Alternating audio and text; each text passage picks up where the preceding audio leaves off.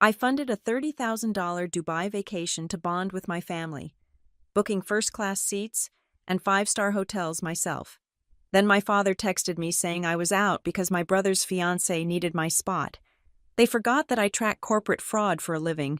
I do not need to scream or make a scene to get even. I just need to place one single receipt in the right hands. My name is Stella Stewart. The glow of the laptop screen was the only light in my apartment. It was 7:18 in the evening on a Tuesday. The air conditioner hummed a low, mechanical drone that usually helped me focus. But tonight it sounded like a warning siren in the distance. I was looking at a PDF file. It was the finalized itinerary for the Stewart family Dubai Jubilee. It was a document I had built myself, hour by hour, dollar by dollar. I scrolled down to the passenger manifest. My eyes scanned the list, expecting the familiar rhythm of names. Gordon Stewart, Seat 2A. Marilyn Stewart, Seat 2B. Evan Stewart, Seat 3A. My eyes moved to Seat 3B. That was my seat. I had selected it specifically because it was on the left side of the aisle, away from the galley noise, perfect for the 14-hour flight. I had paid for that seat with a wire transfer that drained my bonus check from last quarter. Seat 3B? Tessa Miller. I blinked. I refreshed the browser, thinking it was a cache error. The page reloaded. The name remained, Tessa Miller, my brother's fiancée. I sat back in my chair. The ergonomic mesh dug into my spine. My heart did not race. My hands did not shake. In my line of work, panic is a liability. I work in forensic compliance and risk management for Northbridge Risk Group. When I see an anomaly in a ledger, I do not scream. I investigate. I look for the pattern.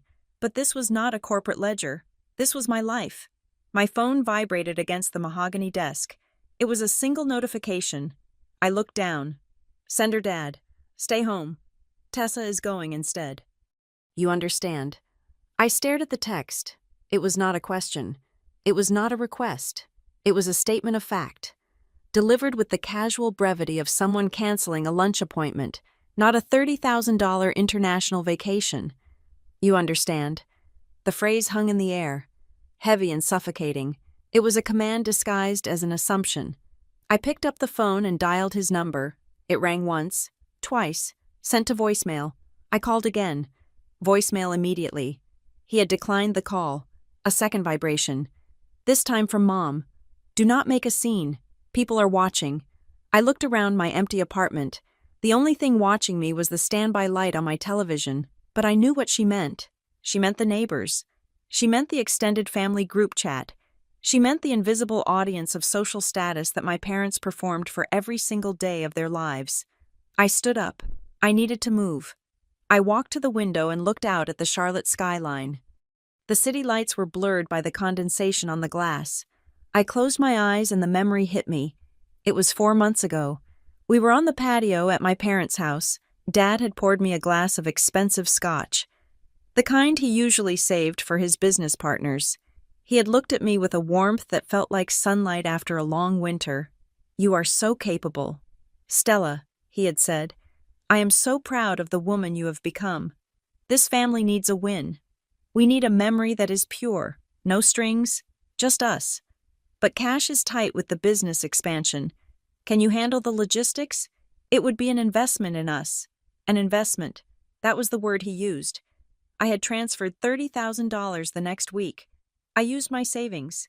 I used the points I had aggressively accumulated over 5 years of corporate travel. I booked the Burj Al Arab.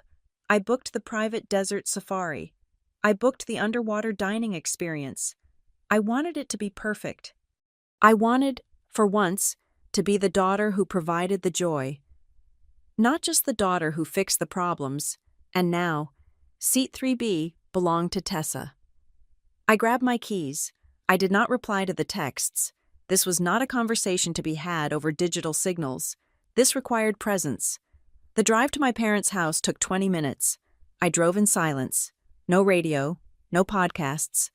Just the sound of the tires on the asphalt. My mind was already cataloging the variables. How could they change the name? The ticket was non-transferable without significant fees and identity verification. The hotel reservations were under my name. The credit card on file was mine. I pulled into the driveway. The house was lit up like a lantern. It was a sprawling colonial revival that shouted upper-middle-class stability. My father's BMW was in the driveway. Next to it was Evan's sedan, and tucked behind them was Tessa's bright red convertible. They were all there. I walked to the front door. I still had my key, a heavy brass piece that felt cold in my palm. I did not knock. I unlocked the door and stepped into the foyer. The smell hit me first. Roast beef and rosemary. It was the smell of Sunday dinners, of orchestrated family harmony. I heard laughter drifting from the dining room. It was the sound of glass clinking against glass. I walked down the hallway. The floorboards creaked under my boots, but no one heard. They were too busy celebrating. I stopped at the archway leading to the dining room. The scene before me was composed like a Renaissance painting. The chandelier was dimmed to a warm glow. The good china was out. The crystal wine glasses caught the light. Dad was at the head of the table. Mom was to his right. Evan was on the left. And there, in the seat opposite Dad, the seat that was traditionally reserved for the guest of honor, the seat that I usually occupied during these high-stakes family summits, sat Tessa. She was wearing a cream-colored dress that looked suspiciously similar to one I had worn last Christmas. Her hair was swept up in a loose chignon. She was leaning forward, laughing at something Dad had just said.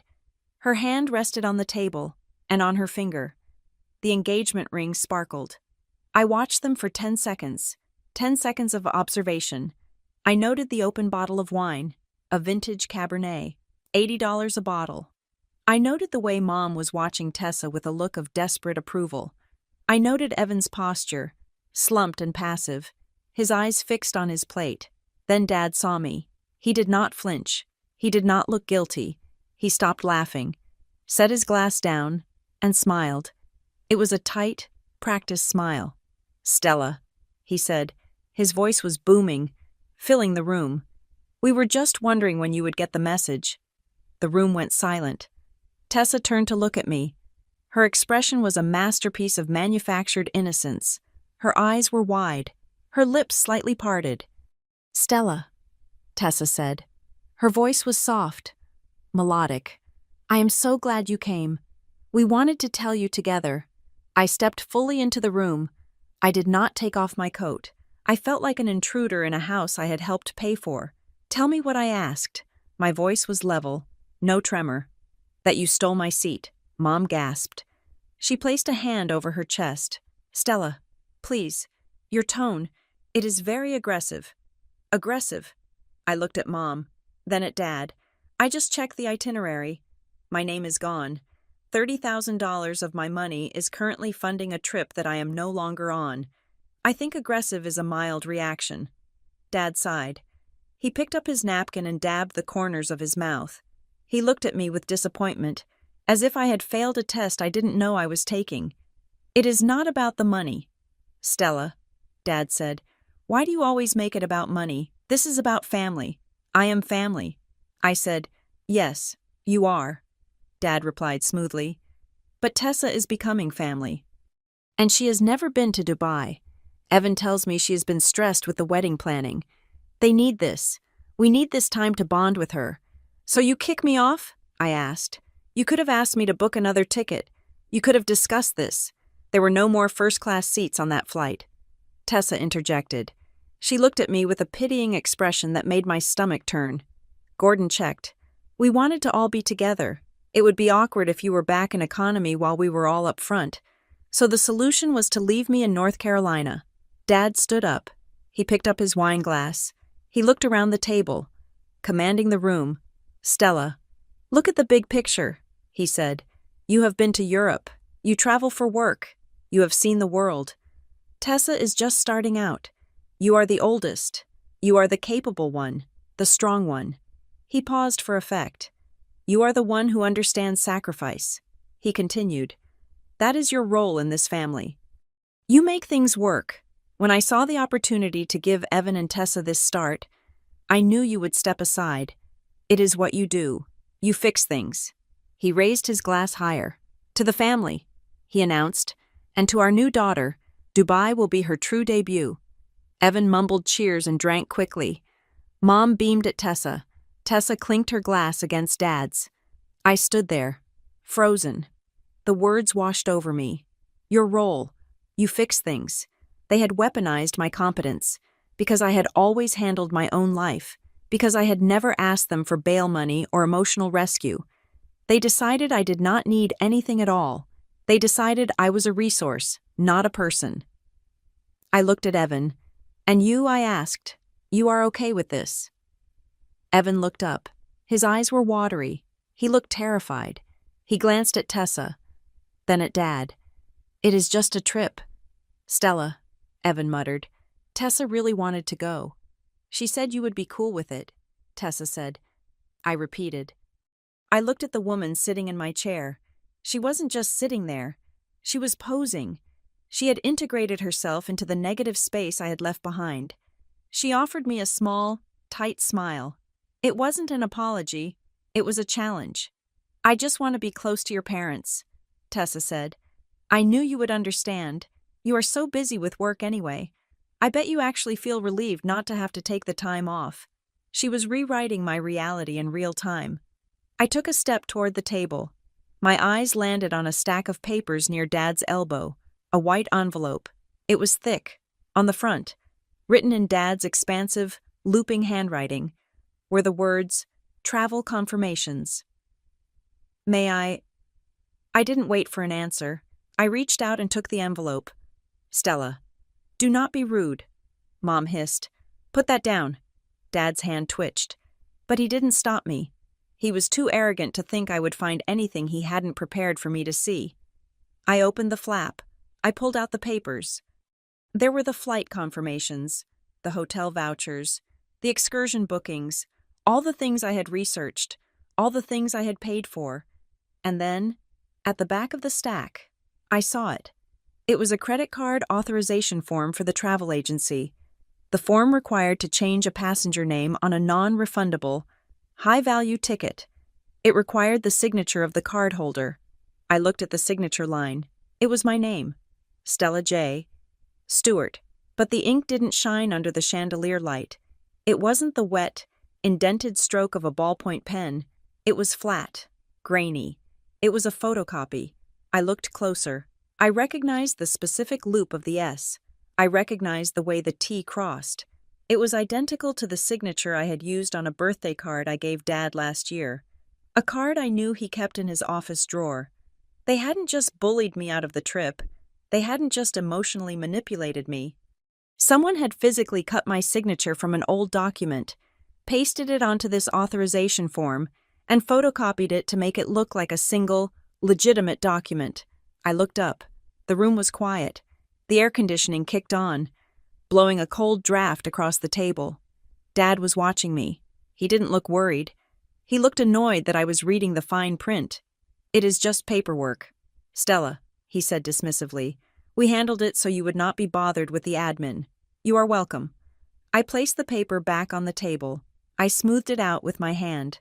My fingers brushed against the cold, flat surface of the forgery. I didn't scream. I didn't flip the table. The part of my brain that audits billion-dollar companies for fraud simply clicked on. It was a quiet, mechanical sound, a switch flipping in the dark. I looked at Tessa, who was sipping her wine. I looked at Evan, who was staring at his peas. I looked at Mom and Dad, the architects of this little heist. You are right, I said softly. I understand perfectly. I turned and walked out of the dining room. I didn't say goodbye. I walked out the front door into the cold night air. I got into my car. I didn't cry.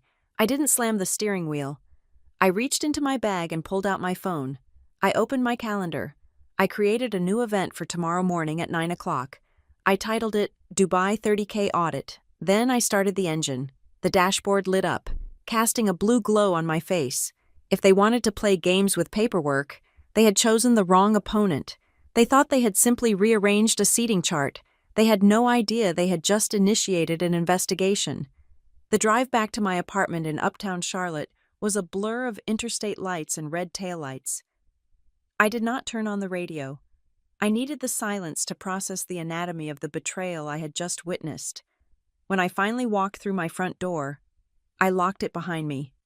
The heavy deadbolt sliding into place was the most satisfying sound I had heard all evening. It was the sound of boundaries. I went to the kitchen and poured a glass of water. My hands were steady. That was the thing about me. I did not break down in crises. I was built for them. My name is Stella Stewart. I am 33 years old. I am a white woman living in the banking capital of the South, and I have spent my entire adult life making sure that things do not fall apart. By day, I work for Northbridge Risk Group. My official title is Senior Forensic Compliance Officer. It sounds dry, but in reality, I am a professional lie detector. I sift through corporate ledgers, expense reports, and procurement logs looking for the red flags that signal fraud. I look for the ghost employees on payroll. I look for the vendors that do not exist. I look for the moment when a mistake turns into a crime. I am very good at my job because I have been practicing for it my entire life. I just never realized until tonight that my family was my first unassigned case file. I sat down on my beige sofa, the one I bought with my first significant promotion, and looked at the blank television screen. I needed to understand the players in this game before I could dismantle their strategy. My father, Gordon Stewart, is a man who believes that perception is reality. To Gordon, the Stewart family is not just a group of people sharing DNA. We are a brand. We are a franchise. He is obsessed with the aesthetic of success. He drives a leased BMW he can barely afford. He wears suits that cost more than his mortgage payments. He speaks in platitudes about legacy and honor, but his moral compass points strictly toward whatever makes him look best in the eyes of the country club membership committee. He loves the idea of being a patriarch, but he hates the labor of it. My mother, Marilyn, is his press secretary. She is a woman who values peace above truth. If the house is burning down, Marilyn's priority is to make sure the neighbors do not smell the smoke. She taught me from a young age that a woman's job is to smooth the edges, to absorb the shocks, to be the shock absorber so the men in the house can drive over potholes without spilling their coffee. Then there is Evan, my younger brother. He is 30 years old, but in the family narrative, he is perpetually 12. Evan is the golden boy, the heir apparent who never quite learned how to tie his own shoes, because someone was always kneeling down to do it for him. He is not malicious. He is just tragically, weaponizedly incompetent. He flows like water down the path of least resistance, and lately, that path has been dug by Tessa Miller. I took a sip of water and let the cold liquid cool my throat. Tessa was the new variable. She was 27, beautiful in a curated, Instagram-ready way, and she possessed a terrifying kind of intelligence. It was not book smarts. It was social predation. She knew exactly how to play the part of the deferential, wide-eyed daughter-in-law. She knew that my parents were desperate for adoration, and she fed it to them in heaping spoonfuls. She was polite. She was charming. She was calculating. Tonight, at that dinner table, I had seen her true face. When she looked at me, it was not with embarrassment. It was with a soft, pitying triumph. It was the look of a woman who had identified the weak link in the herd and successfully culled it. She had realized that in the Stewart family economy, I was the worker bee, and she was the queen. I closed my eyes and leaned my head back. How did I get here? How did I become the person who funds a $30,000 vacation only to be disinvited from it? It was not a sudden accident. It was a lifetime of conditioning. For as long as I can remember, I have been the capable one. I was the one who remembered birthdays. I was the one who proofread Evan's college essays. I was the one who figured out the complicated remote controls. I was the one who stayed late to help clean up after Christmas dinner while Evan played video games and Dad had a brandy. I became the fixer. And the dangerous thing about being the fixer is that people stop seeing you as a person with needs. They see you as a utility. You are like the electricity or the Wi-Fi. They only notice you when you stop working. This Dubai trip was supposed to be different. I remembered the afternoon Dad pitched the idea to me. It was 4 months ago. The sun was shining. He had put his hand on my shoulder, a heavy paternal weight. "Stella," he had said, "we are getting older. Evan is getting married. Everything is changing. I want one last great adventure, a Stewart family legacy trip, but the business capital is tied up in the new expansion." He had looked at me with those pleading eyes, the ones that made me feel important. "You are doing so well at Northbridge," he continued. "You are the success story. If you could handle the logistics, if you could make this happen, it would be an investment in the family. It would be something we talk about for 20 years. An investment." I walked over to my desk and opened my laptop. I logged into my banking portal. I needed to see the numbers to ground myself. I had not just written a check for $30,000. I was not a trust fund kid. I worked 60-hour weeks. I spent my life in airports and hotel conference rooms. To pay for this trip, I had liquidated my entire annual performance bonus. I had cashed in 400,000 credit card reward points that I had been hoarding for a solo trip to Japan. I had spent weeks hunting for the best exchange rates. I clicked on the transaction history. Emirates Airlines, $12,400. Burj Al Arab Jumeirah, $8,200. Desert Safari Private Tour, $2,500. The list went on. I realize now where I had made the mistake. I thought I was buying a gift. I thought I was buying an experience for the people I loved.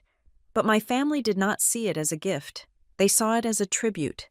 In their minds, the moment the money left my account, it ceased to be mine.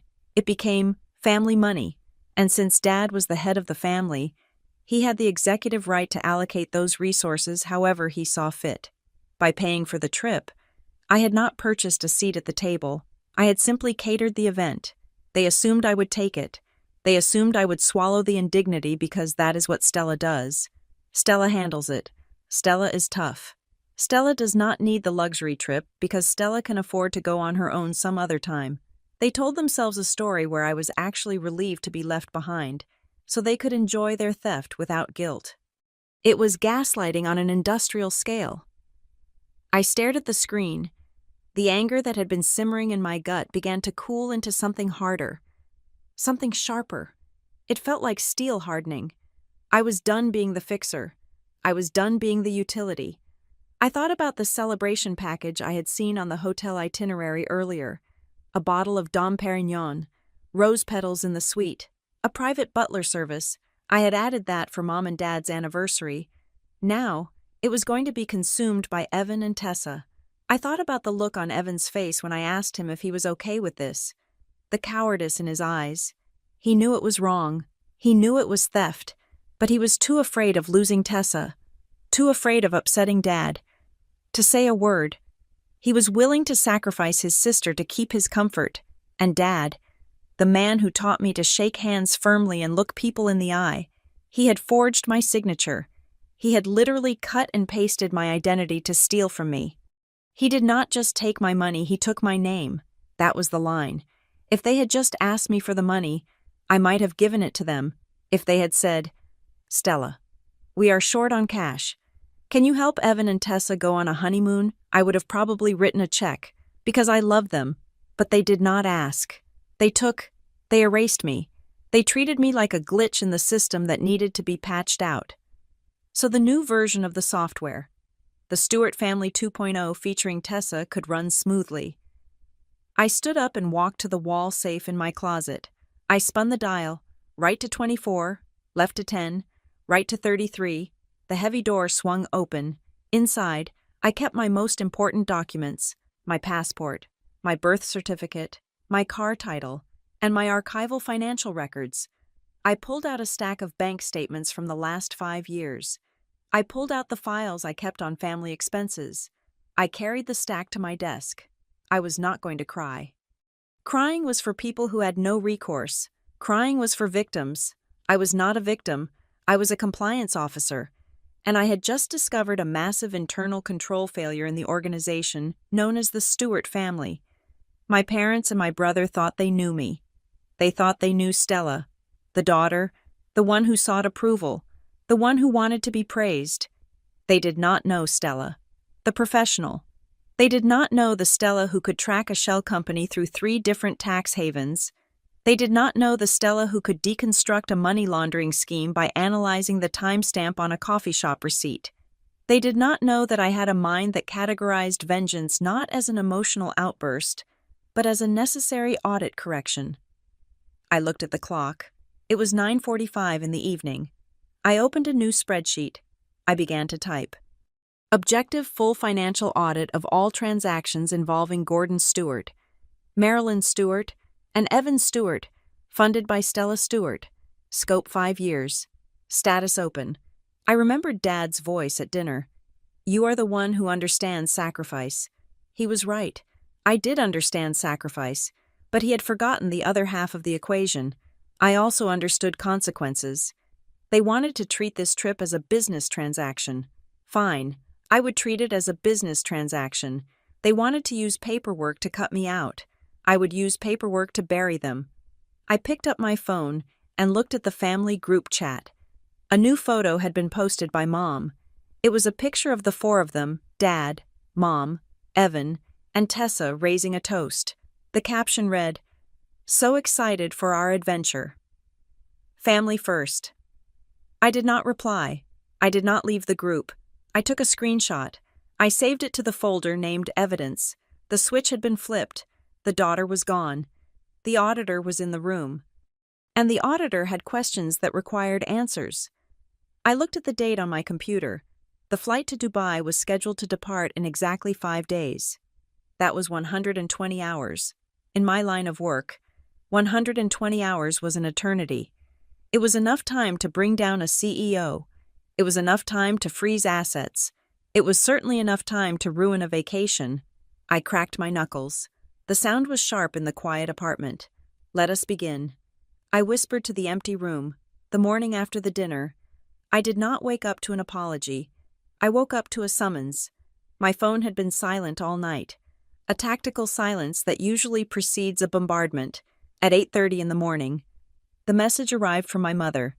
It was brief and carried the heavy, suffocating weight of her passive aggression. Please come by before work. We need to clear the air. Aunt Janice is here and asking about you. Aunt Janice, my father's older sister. The family historian and the unofficial judge of all Stewart family conduct. Bringing her in was a strategic move. It meant they were circling the wagons. They were bringing in witnesses to shame me into compliance. I showered, dressed in my sharpest charcoal blazer armor for the corporate battlefield, appropriate for this skirmish, and drove back to the house. When I walked into the living room, the atmosphere was not one of reconciliation. It was a tribunal. Dad was sitting in his leather armchair, the one he reserved for lectures. Mom was perched nervously on the sofa, wringing her hands. Aunt Janice sat adjacent to her, looking like a statue of judgment carved from granite. And in the corner, sitting close together on the love seat, were Evan and Tessa. Tessa looked fresh, rested, and painfully demure. She was holding a mug of tea with both hands, looking up at me through her lashes as if she were a frightened deer and I was the hunter. Sit down, Stella, Dad said. He did not gesture to a chair. He simply issued the command. I remained standing. I have to get to the office. I said, I assumed you wanted to discuss the reimbursement. Dad let out a short, incredulous laugh. He looked at Aunt Janice, shaking his head. You see, Dad said to her, this is what I am talking about. She walks in here, and the first word out of her mouth is about money. It is transactional. Everything with her is a ledger. He turned his gaze back to me. His eyes were cold, devoid of the warmth he used when he wanted something. You are being incredibly selfish. Stella, he said, I thought I raised you better. You funded this trip. Yes, but you did it for the wrong reasons. You did not do it to help the family. You did it to be recognized. You did it so you could sit at the head of the table and have us all thank you. And now that the plan has changed slightly to benefit your brother, you are throwing a tantrum because you are not the center of attention. The accusation hit me in the chest. It was a masterclass in deflection. He was taking my generosity and repainting it as narcissism. I paid $30,000, I said, keeping my voice steady. I planned the itinerary. I booked the hotels. You are not just changing the plan. You are taking my property and giving it to someone else without my permission. Do not ruin this wedding." Mom interjected. Her voice was high and thin. "Evan and Tessa are so stressed. The wedding is in 2 months.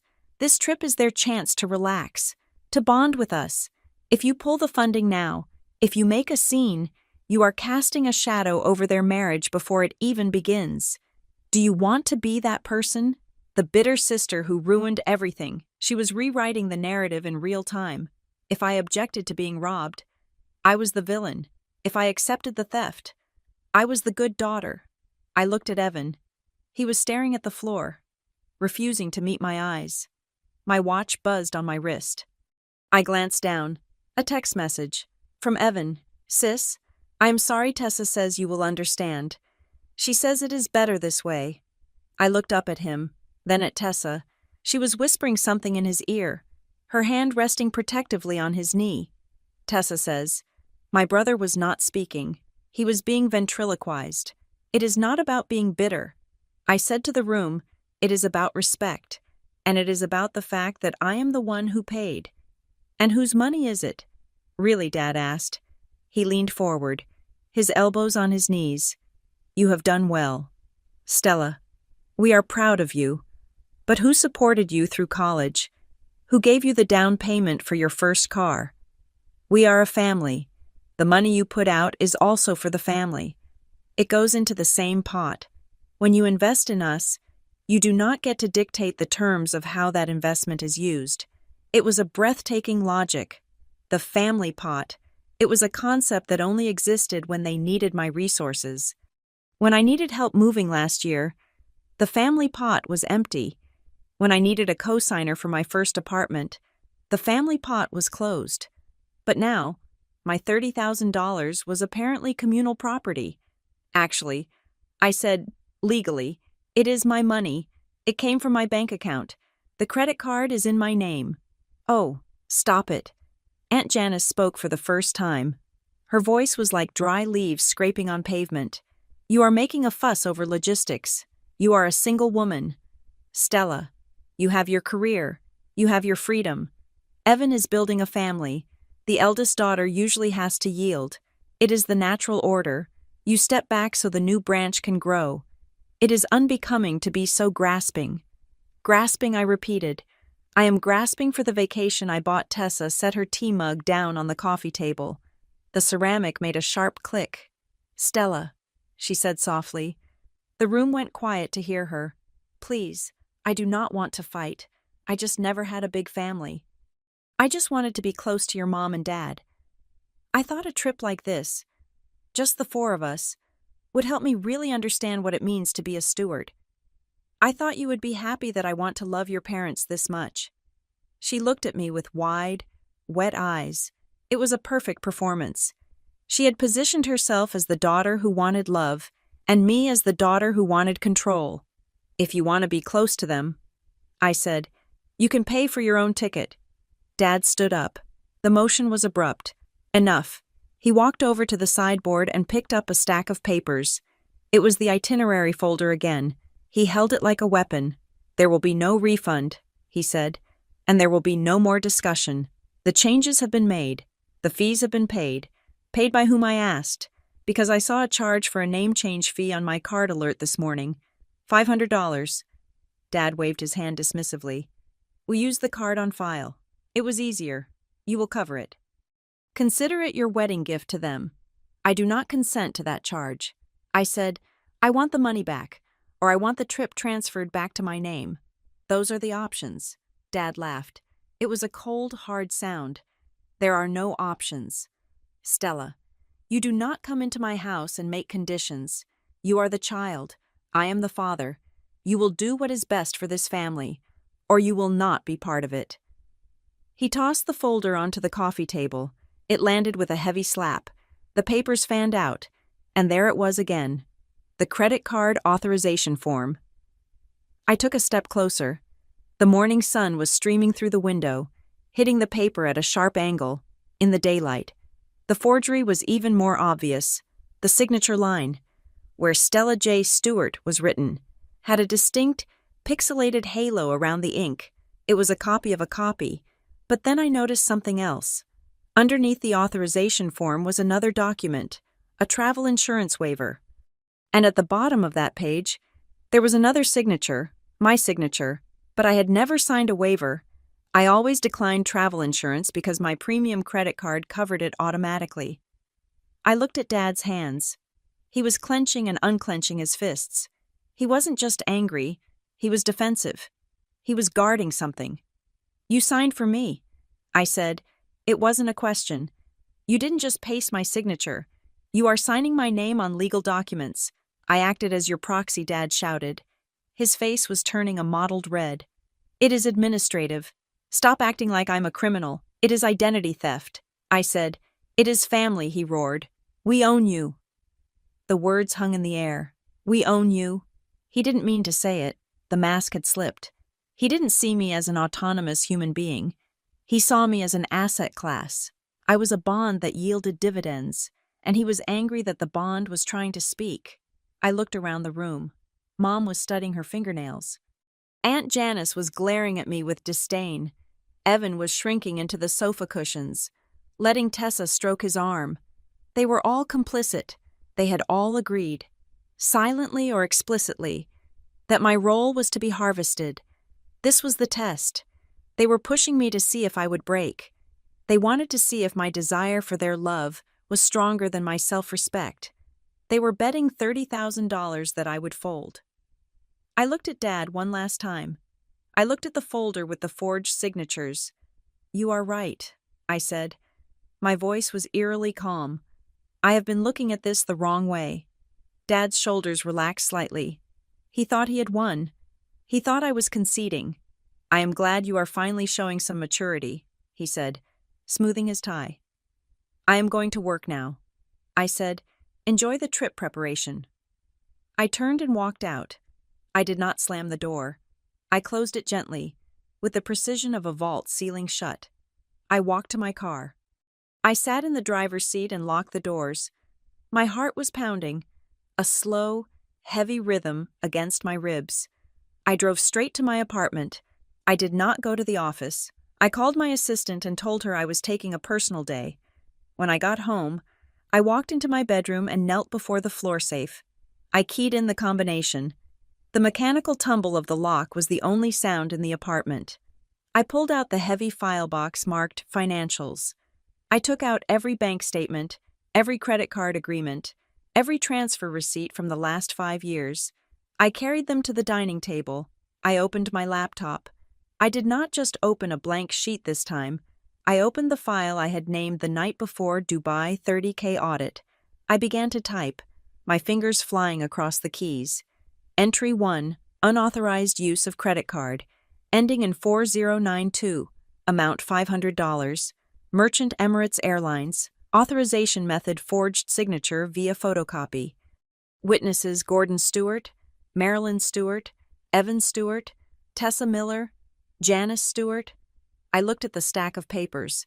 I thought about Dad's words, "We own you." I reached for the scanner.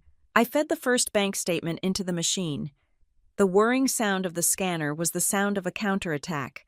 "Let us see who owns whom," I whispered. They thought they had given me a test. They thought the question was, will she submit? They were wrong. The question was, how much evidence can she gather before the plane takes off? And I had 4 days left. The difference between a hunch and a conviction is documentation. In my line of work, we have a saying, if it is not written down, it did not happen. Conversely, if it is written down, it leaves a trail that can never be fully erased. My family had written everything down. They just assumed I would never bother to read the metadata. I sat at my dining table, which had now been converted into a command center. My laptop was open to 3 different browser windows. My phone was on speaker. I had a notepad to my right and a pen in my hand. It was 10:15 in the morning. I dialed the number for the concierge service of the high-end travel agency I had used to book the trip. I had selected them specifically for their discretion and attention to detail. I hoped those qualities would now work in my favor. The phone rang twice before a human voice answered. "Prestige Travel. This is David speaking. How may I assist you today?" Ms. Stewart David. Good. I remembered David. He was efficient. Hello, David, I said. My voice was the vocal equivalent of a starched white shirt, crisp, professional, and devoid of emotion. I am reviewing the finalized itinerary for the Dubai booking. Reference number 4. 7. 2. Bravo. 9. One moment, please, David said. I heard the clicking of a keyboard. Ah, yes, the Stewart family jubilee. I see the changes were finalized yesterday. Is there an issue with the new seating arrangements? I am just clarifying the billing for my records. I said, I noticed a significant charge on my statement this morning. Can you confirm exactly what that was for? Certainly, David replied. That was the expedited passenger name change fee and the fare difference. Since the ticket for seat 3B was originally issued in your name, and the new passenger, Ms. Tessa Miller, did not have a profile in our system, the airline required a full reissue of the ticket at the current market rate. The total came to $4,200. I wrote the number down on my notepad. $4,200. They had spent over $4,000 of my money just to erase me. And who authorized that charge, I asked. Mr. Gordon Stewart, David said promptly. He called in yesterday afternoon. He mentioned that you were unable to make the trip due to a work emergency and that you had authorized him to handle the switch. I see, I said. And did you require written authorization for a charge of that magnitude on a card that does not bear his name? Yes, of course. David sounded slightly defensive now. We follow strict protocol. Mr. Stewart emailed over the authorization form signed by you, along with a copy of your driver's license. My blood ran cold. The driver's license. Dad had a copy of my license from when I rented a car for them last Christmas. He had kept it. He had kept everything. David, I said, keeping my tone even, could you please forward that authorization email to me right now? I need it for my expense report. Absolutely. Sending it now to the email on file. Thank you. I hung up. A moment later, my inbox pinged. I opened the attachment. It was a PDF. I zoomed in to 400%. There it was, the authorization to charge. The signature was the same one I had seen on the table the shaky, pixelated Stella J. Stewart lifted from the birthday card. But the driver's license was what made me lean closer to the screen. It was a scan of a scan. You could see the faint gray lines running horizontally across the image, the artifacts of a cheap home printer. But what caught my eye was the date. The date next to my signature had been typed in using a different font than the rest of the form. They had used a standard Times New Roman to fill in the date.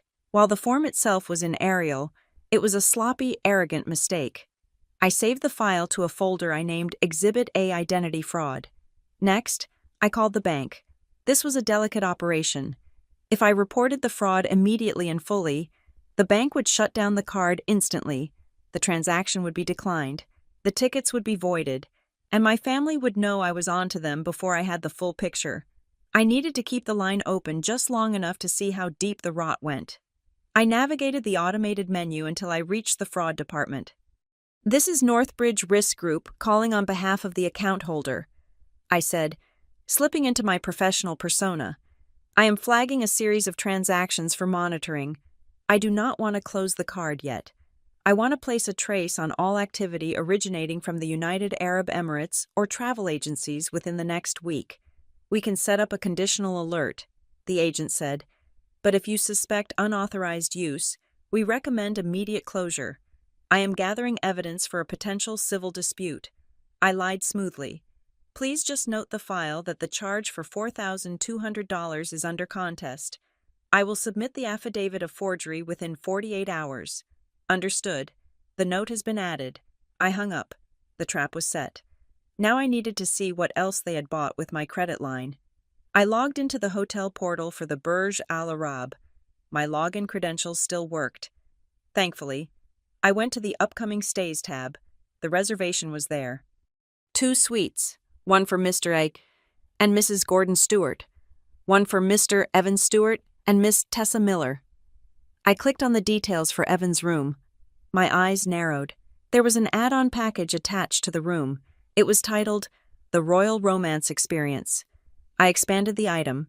It included a private helicopter transfer from the airport, a daily couples massage, and a bottle of vintage champagne upon arrival. The cost was $3,500. I checked the payment method. It was my card. I checked the timestamp of the booking. It was added 3 hours ago. They were not just taking my spot.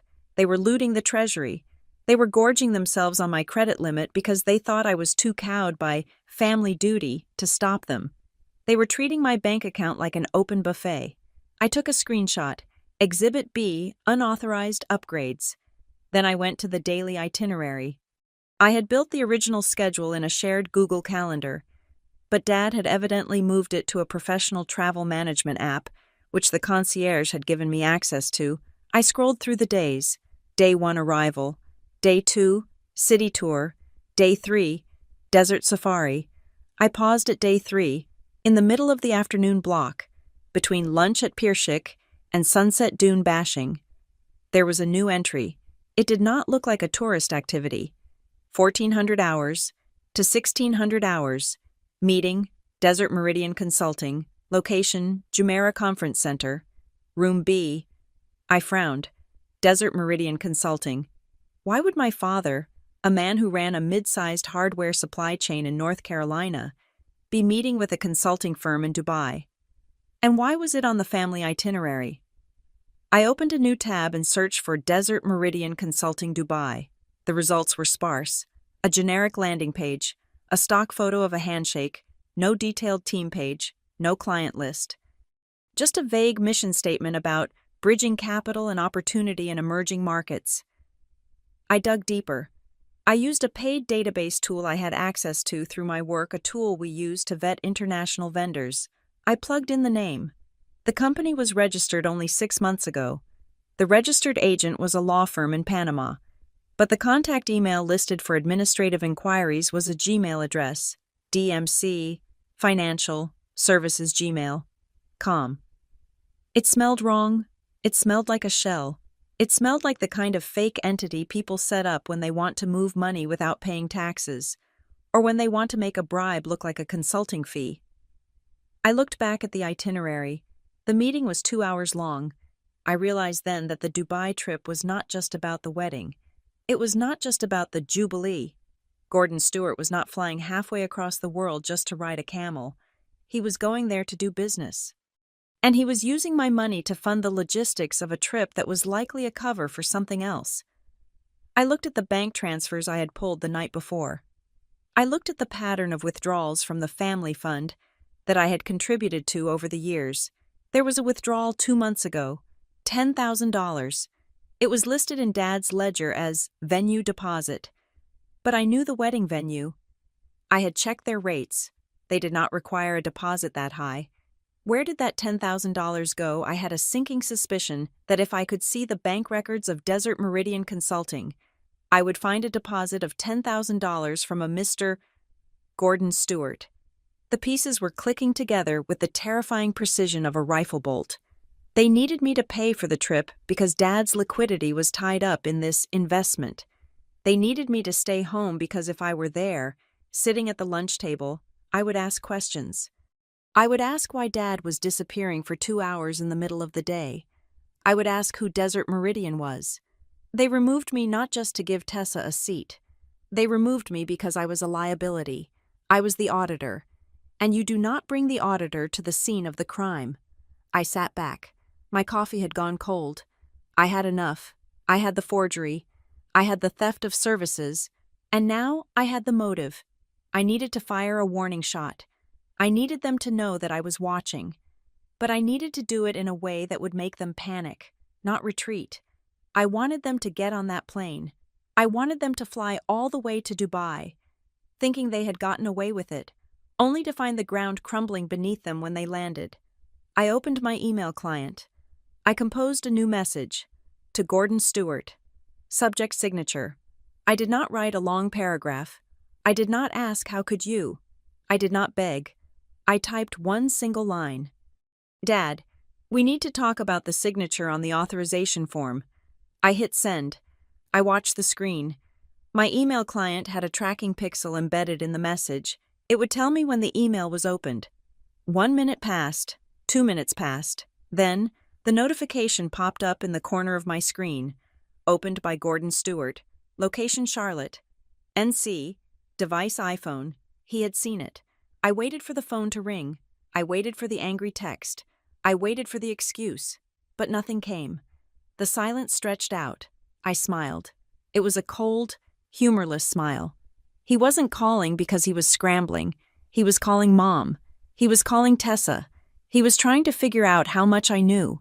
He was trying to figure out if I was guessing or if I had proof. He would try to bluff. He would try to say I was crazy, but he didn't know that I had already downloaded the PDF. He didn't know I had the metadata. He didn't know that Desert Meridian was now on my radar. I closed my laptop. The first layer of the paint had been peeled back. Underneath the family jubilee, there was rot, and I was going to expose every square inch of it. I picked up my phone and sent a text to the only person in the family I still trusted. Aunt Valerie, are you free for coffee? I need to show you something involving Dad's accounts. It was time to expand the investigation. The email to my father sat in his inbox, marked as read, a digital landmine that he had stepped on but not yet triggered. While he sweated in silence, likely consulting with my mother on how to gaslight me further, I turned my attention away from the immediate theft of my vacation and toward the larger ecosystem of the Stewart family finances. In my profession, we have a rule: fraud is rarely an isolated event. It is a habit. It is a muscle that gets stronger the more it is exercised. If my father was willing to forge his daughter's signature to save $4,000, what was he willing to do for $40,000 or $400,000? I opened a new tab on my browser and logged into a secure cloud storage drive I had set up years ago. As the capable one, I had often been tasked with digitizing family records, tax returns, property deeds, investment summaries. Dad had handed me boxes of paper receipts and asked me to make them make sense for the accountant. I had done so, but I had also kept copies. I started tracing the family investment fund. This was a casual, high-pressure pool of money that Dad managed. He had convinced his siblings, my aunts and uncles, that he had access to exclusive, high-yield real estate bonds through his business contacts. For a decade, they had been writing him checks, $5,000 here, $10,000 there. It was their retirement padding, their rainy day funds. I pulled up the ledger I had created 2 years ago, the last time I had formally reconciled the accounts. Then, I cross-referenced it with the transaction history from the joint account Dad used to move this money. I had access to this account because my name was technically on it as a successor trustee, a safety measure in case Dad died. He had likely forgotten that detail. I saw the pattern immediately. It was crude, but effective. Money would come in from Aunt Valerie or Uncle Mike. It would sit in the holding account for 3 weeks to a month. Then, a large transfer would be made to an entity called SH Holdings. I traced SH Holdings. It was a shell, and the money that went into it inevitably flowed out within 48 hours to pay for personal liabilities. 3 years ago, $12,000 out to a luxury car dealership. That was the month Dad got his new BMW. 2 years ago, $8,000 out to a contractor. That was the month Mom got her kitchen remodeled. It was a Ponzi scheme, but without the payouts. He was just eating their capital and telling them it was growing. But then I saw a new pattern emerge in the last 6 months. The frequency of withdrawals had increased, and the beneficiary had changed. 6 months ago, $5,000 to Bridals by Elena. That was Tessa's dress shop. 4 months ago, $3,000 to Prestige Jewelers. That was Tessa's engagement ring. I felt a cold shiver run down my spine. Dad was not paying for the wedding. My aunts and uncles were paying for the wedding, and they did not even know it. And then, the smoking gun. 2 weeks ago, a transfer of $15,000 was made from the family fund to Desert Meridian Consulting. I froze. Desert Meridian Consulting, the same company Dad was scheduled to meet in Dubai for 2 hours. The mysterious business meeting sandwiched between lunch and dune bashing. The Dubai trip was not just a vacation, it was the laundering point. Dad was moving a significant chunk of the family's money offshore, disguised as a consulting fee. likely to cash it out or hide it in a jurisdiction where his siblings could not sue him to get it back, and he was taking Tessa with him. Why Tessa? I switched gears. I needed to understand the woman who was currently packing her bags to take my seat. I logged into a professional background check service Northbridge subscribed to. It was expensive, thorough, and far deeper than a simple Google search. I typed in Tessa Miller. The report came back clean. Too clean.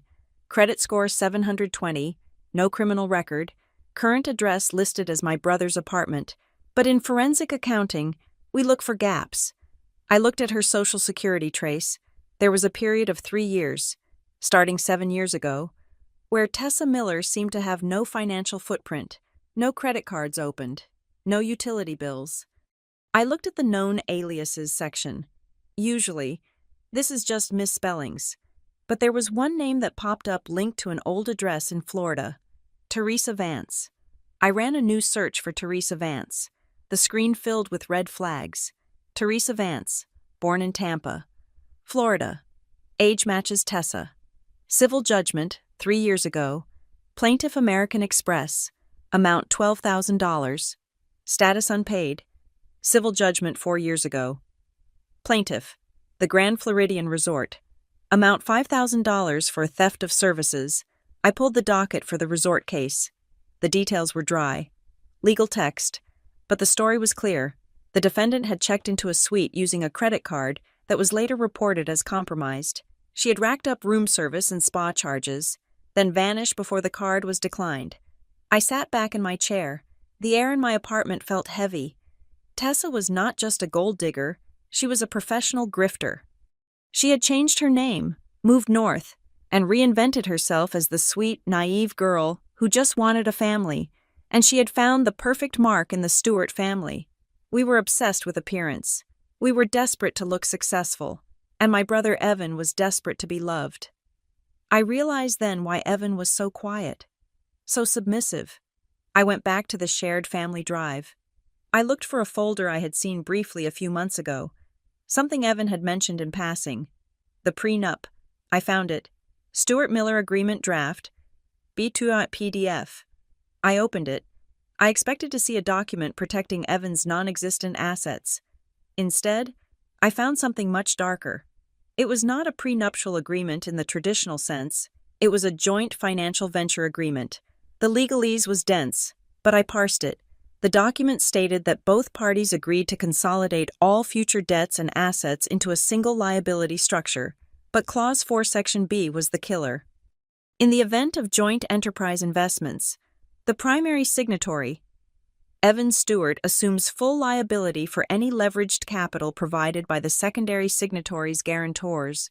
It was gibberish to a layman.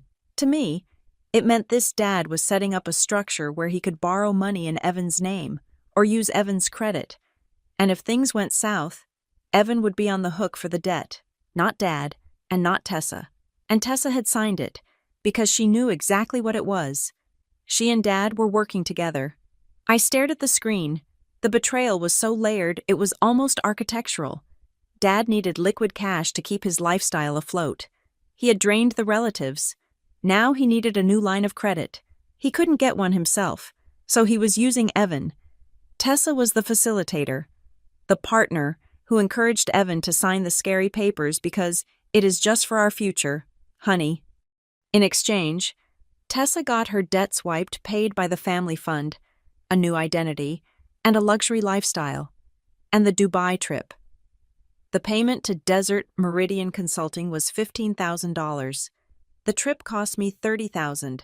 That was $45,000 of capital moving around this event. If I had gone on that trip, I would have been in the room. I would have been at the dinners. I would have seen the receipts. I would have heard the way Dad spoke to this consultant. I would have realized that Desert Meridian was a shell. I was the risk. By removing me, they were not just saving a seat. They were removing the security camera. They needed me to stay in Charlotte, blind and compliant, while they finalized the transfer of the stolen family funds into whatever black hole they had dug in the desert. I felt a surge of nausea, followed by a surge of adrenaline. This was not a family dispute. This was a crime in progress. I closed the browser windows. I needed to act, but I could not just scream fraud at them. They would deny it. They would say I was jealous. They would say I was crazy. I needed indisputable proof. I needed the victims to testify. I picked up my phone. It was almost noon. I called Aunt Valerie. Valerie was my father's oldest sister. She was 70 years old, a retired schoolteacher who lived in a small bungalow and drove a 10-year-old Honda. She was the kindest woman I knew. She had trusted my father with her life savings because he was her successful little brother. "Hello, Stella." Her voice was warm, but surprised. "Is everything okay?" "Your mom said you were having a hard time with the trip changes." "I am fine, Aunt Val," I said, keeping my voice steady. "But I need to see you. It is about the investment fund, the one Dad manages." There was a pause. "Oh, is it done well? Your father said we might be seeing a big return soon." My heart broke a little. "I have some paperwork I need to review with you. Can I come over? Now?" "Of course, honey. The kettle is on." I grabbed my laptop and my portable printer. I drove to her house in a daze. When I arrived, I did not waste time with pleasantries. I sat her down at her kitchen table. I opened my laptop. I did not show her the scary graphs first. I showed her the transfers. "Aunt Val," I said, "do you remember writing a check for $5,000 last June? You said it was for the bond fund." "Yes," she said, adjusting her glasses. "Here's that $5,000, I said, pointing to the screen. "It went into Dad's holding account on June 4th. On June 6th, $5,000 was transferred to Bridals by Elena." She stared at the screen. "Who is Elena?" "It is a dress shop," I said gently. "It paid for Tessa's wedding dress." Valerie went pale. "No, Gordon said that money was in municipal bonds. He sent me a statement. I suspect the statement was typed up on his home computer." I said, "Val, I need you to be brave. I think he has spent it all. Yours, Uncle Mike's, Aunt Janice's." She put her hand over her mouth. Her eyes filled with tears. "But why?" "He has so much. He has the appearance of much." I said, "He has debt. And now, he is taking a $30,000 trip to Dubai using my money, and he is meeting a fake consultant to move what is left of your money out of the country." She looked at me. The shock was turning into something else. The anger of a woman who had been frugal her whole life, only to be robbed by her own blood. "What do we do?" she whispered. "I need a list." I said, "I need to know exactly who gave him money and how much. And I need you to not say a word to him. Not yet." Valerie nodded. She got up and went to her filing cabinet. She pulled out a notebook. It was a handwritten ledger. I kept track. She said, "Because the others asked me to." She handed it to me. I opened it. The numbers were staggering. Over the last 5 years, the extended family had entrusted Gordon Stewart with over $200,000. I looked at the total. I looked at my laptop where the audit file was open. I had the forgery. I had the fake name. I had the shell company. And now, I had the scale of the theft. I asked Valerie for permission to scan the notebook. She agreed. I drove back to my apartment. I spent the next 4 hours building the master document. I merged the bank transfers with Valerie's handwritten notes. I overlaid the timeline of Tessa's expenses with the withdrawals. I added the background check on Teresa Vance. I printed it all out. It was a thick stack of paper, heavy and warm from the printer. I placed it in a binder. I labeled the spine project Jubilee Audit Findings. I looked at the clock. It was 7 in the evening. The flight to Dubai was in 3 days. They were probably packing right now. Dad was probably making a toast about new beginnings. Tessa was probably practicing her new signature. They thought they were flying toward a life of luxury. They did not know they were currently standing on a trap door. I picked up the binder. It felt like a weapon. If this is real, I thought, looking at the damning rows of numbers, they are not just going to miss a flight. They are going to lose everything. And the terrifying part was, I was the only one who could stop it. Or, I was the only one who could push the button. I reached for my phone. I sent a text to Evan. "We need to have a family briefing before you leave. I have sorted out the payment issues. Come to Dad's house tomorrow night. Bring Tessa. It was time to set the stage. The email I sent regarding the signature did exactly what I intended it to do. It did not provoke a screaming match. It provoked a negotiation. My father asked to meet me at a coffee shop on the edge of town, far away from the country club where he held court and the church where my mother played the role of the saintly matriarch. It was a neutral ground, or so he thought. To me, it was just another interrogation room. I arrived 5 minutes early. I sat with my back to the wall, watching the door. When Gordon Stewart walked in, he looked older than he had 2 nights ago. His shoulders were slumped, and the confident stride he usually employed to intimidate waiters and junior associates was gone. He looked like a man carrying a heavy, invisible stone. He ordered a black coffee. I ordered nothing. I did not want to owe him even the price of a latte. He sat down and wrapped both hands around the paper cup. He did not look me in the eye. "Stella," he began, his voice low and raspy, "we need to resolve this. It has gone too far." "I agree," I said. "When are you canceling the trip and refunding my money?" He winced. He looked around the cafe to ensure no one was listening. "I cannot cancel," he hissed. "Everything is in motion. The deposits are non-refundable. The meetings are set. The meetings with Desert Meridian." I asked. His head snapped up. Genuine fear flashed in his eyes. It was the look of a man who realizes the person sitting across from him is not a child, but a prosecutor. "You have been snooping." He said, accusations dripping from the word. "I have been auditing." I corrected. There is a difference. Snooping is looking for secrets. Auditing is verifying facts. And the fact is, you forged my signature to steal $4,000 in change fees, and you are using my credit line to fund a trip that is actually a money laundering run. "Lower your voice," he commanded. Though his own voice was shaking, he leaned across the table. The fatherly mask slid back into place, but it was crooked now. "Listen to me, Stella. I know you are hurt. I know you feel left out. But you do not understand the pressure I am under. This deal, this consulting arrangement, it is going to fix everything. It is going to pay back everyone. I just need liquidity to get it started. So you stole from me." I said. "I borrowed," he insisted, "and I will pay you back double. Look, what do you want? You want the 30,000 back? I will sign a promissory note right now. I will give you 50,000. Just wait until I get back from Dubai. Just let the plane take off." He was trying to bribe me with money he did not have, to cover up the theft of money he had already spent. "I do not want a promissory note," I said, cold and flat. "I want to know why you signed my name." "Because you are stubborn," he snapped, losing his cool. "Because you would have asked questions. You are destroying this family over a technicality.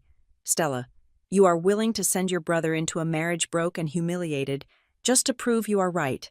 I am not the one who committed a felony," I said, "and I am not the one who introduced a grifter into the family."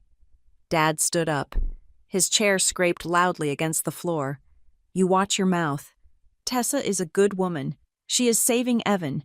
She is burying him." I said, "And you are handing her the shovel." He stared at me with pure venom.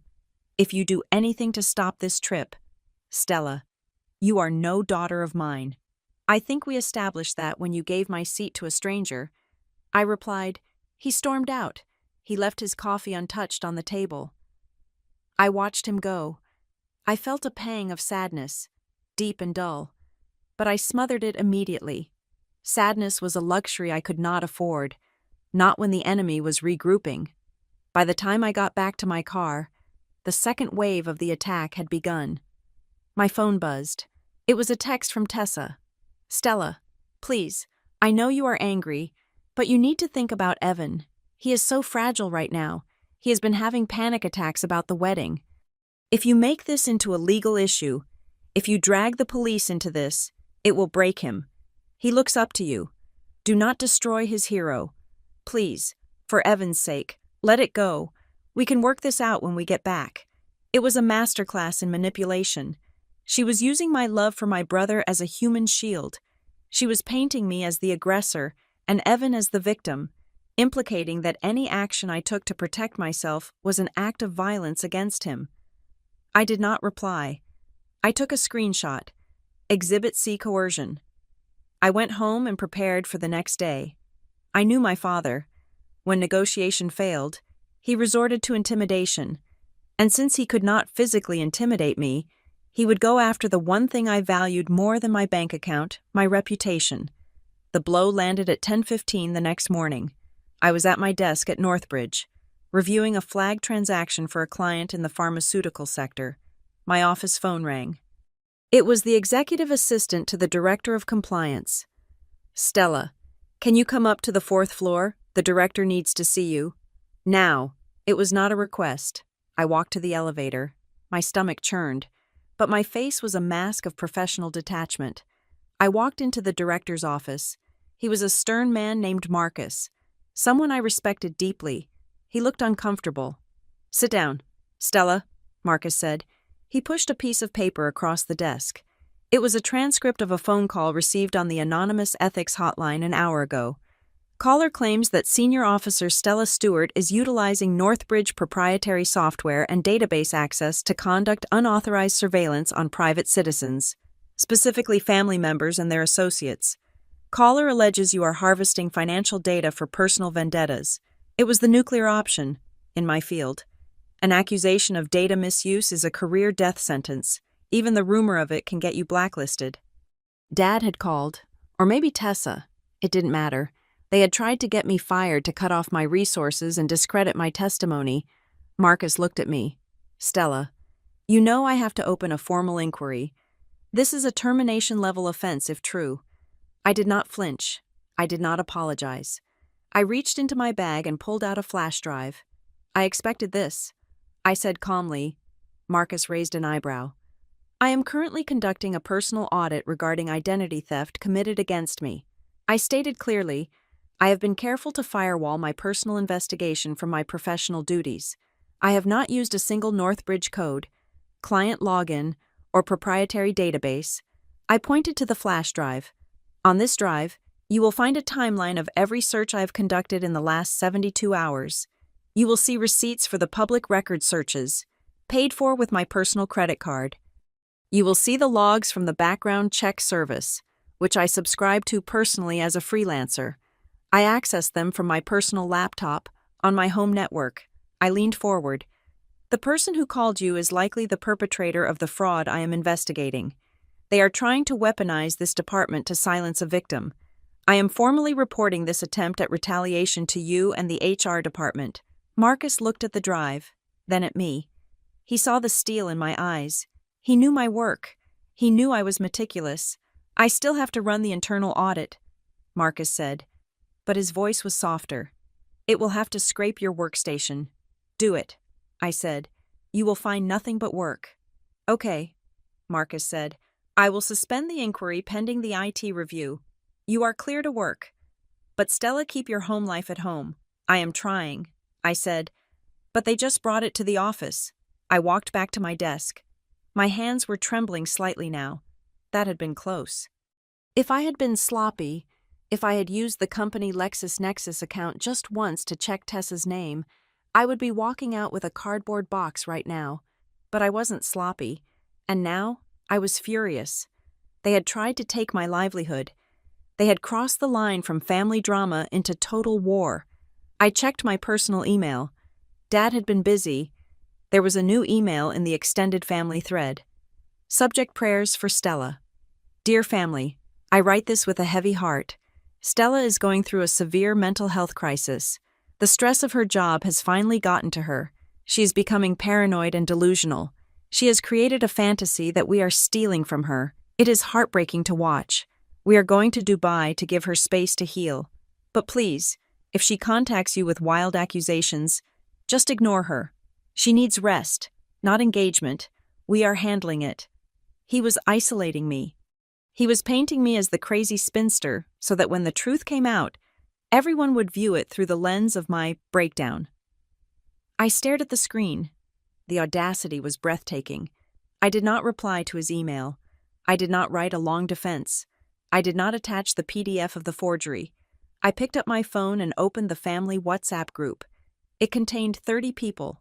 Aunts, uncles, cousins, everyone. I typed a single message. To anyone who has contributed money to Gordon Stewart's Family Investment Fund or bond portfolio in the last 5 years, please direct message me immediately. I am conducting an audit of the accounts. I hit send. For 10 seconds. Nothing happened. Then, the phone began to buzz.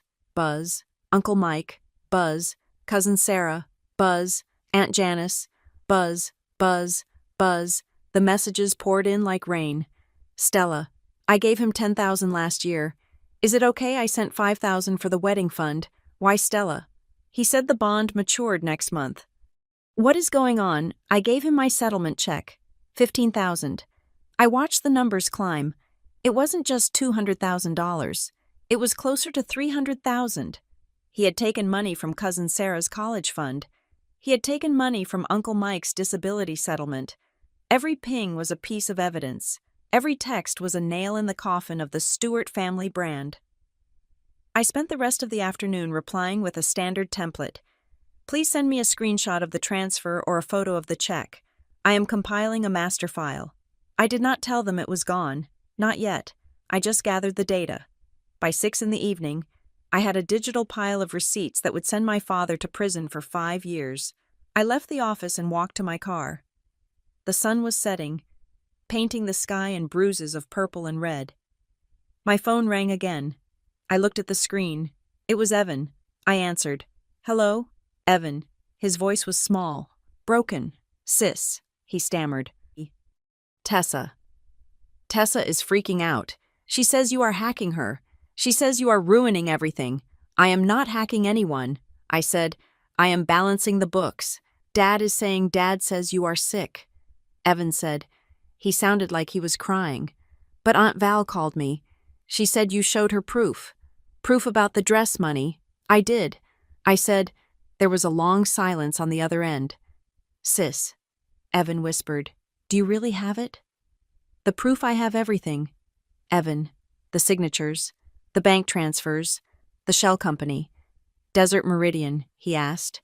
The company Dad is meeting. Yes, it is a fake company. Evan, they are moving the money offshore. I heard a sharp intake of breath.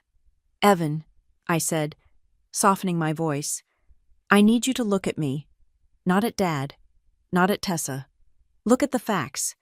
You are about to marry a woman who has a history of fraud, and you are about to get on a plane paid for with stolen money. If you get on that flight, you are an accomplice. I do not know what to believe. He sobbed. Then come see me, I said. Tomorrow night, before the rehearsal dinner. Come to Dad's house. I am holding a briefing. Tessa won't let me go alone. He said. Good, I replied. Bring her. Bring her parents. Bring everyone. I want them all to see it. His voice trembled. Are you sure Tessa isn't lying? Are you sure she isn't just mistaken Evan? I said, grifters do not make mistakes. They make plans. I hung up. The investigation was over. The trial was about to begin. The text message from Evan came at 6 a.m. It was brief, fearful, and carried the clandestine urgency of a hostage trying to contact the outside world. Meet me at Freedom Park, the bench by the lake. 8 a.m. Don't tell Dad. I arrived at 7:45. The park was quiet, save for a few joggers exhaling plumes of mist into the crisp morning air. I sat on the damp wooden bench, clutching a folder against my chest. It wasn't the thick, comprehensive binder I had prepared for the family confrontation. It was a slimmer dossier, curated specifically for my brother. Evan arrived 10 minutes late. He was walking fast, looking over his shoulder as if he expected Tessa to pop out from behind an oak tree. When he got closer, my heart broke a little. He looked exhausted. There were dark circles under his eyes, and he hadn't shaved. He wore a hoodie that was slightly too large for him, making him look less like a 30-year-old man about to get married and more like the teenager who used to come into my room to ask for help with his math homework. He sat down on the far end of the bench, leaving a foot of space between us. She is at yoga, he said, his voice raspy. I told her I was going to get coffee. Hello, Evan, I said softly. He rubbed his face with both hands. Dad is going crazy. Stella, he is saying you have lost your mind. He says you are threatening to sue the family. He is talking about restraining orders. And what does Tessa say? I asked. Evan flinched at her name. She is scared. She says you are obsessed with her. She says you are jealous because I finally found someone who puts me first. I looked at the ducks gliding across the glass-like surface of the pond. Is that what they told you? That I was removed from the trip because I was jealous? Evan looked down at his sneakers. He began to pick at a loose thread on his jeans. Dad said you were spiraling, Evan admitted, his voice barely a whisper. He told me that you have always been controlling, that you use money to hold power over us. He said that having you in Dubai would be toxic, that Tessa needed to feel safe, and you made her feel judged. I nodded slowly. It was a smart narrative. It used my competence against me. Because I was the one who organized everything, it was easy to paint me as the dictator. Evan, I said, turning to face him, I want you to look at something, and I want you to promise me you will just look. You do not have to say anything, just look. I opened the folder. I pulled out the first document. It was the credit card authorization form for the name change, the one with the pixelated, cut-and-paste signature. You know my handwriting. I said, you have seen it on birthday cards for 3 decades. He looked at the paper. He squinted at the signature line. It looks weird, he said. It is a photocopy. I explained. Dad took it from an old card. He pasted it here to authorize a charge of $4,200 on my credit card. That charge was to remove my name and add Tessa's. Evan shook his head. No. Tessa said she told me you offered. She said you called Dad and said, let Tessa have my seat. It is my wedding gift to them. She cried about it. Stella. She said it was the nicest thing anyone had ever done for her. If it was a gift, I asked gently, why would Dad need to forge my signature to process the ticket? Evan opened his mouth to argue, then closed it. The logic was simple, undeniable, and it struck him like a physical blow. If I had offered, I would have signed the paper myself. I would have forwarded the email. There would be no need for scissors and glue. I don't know, he stammered. Maybe he just didn't want to bother you. $4,000 is not a bother.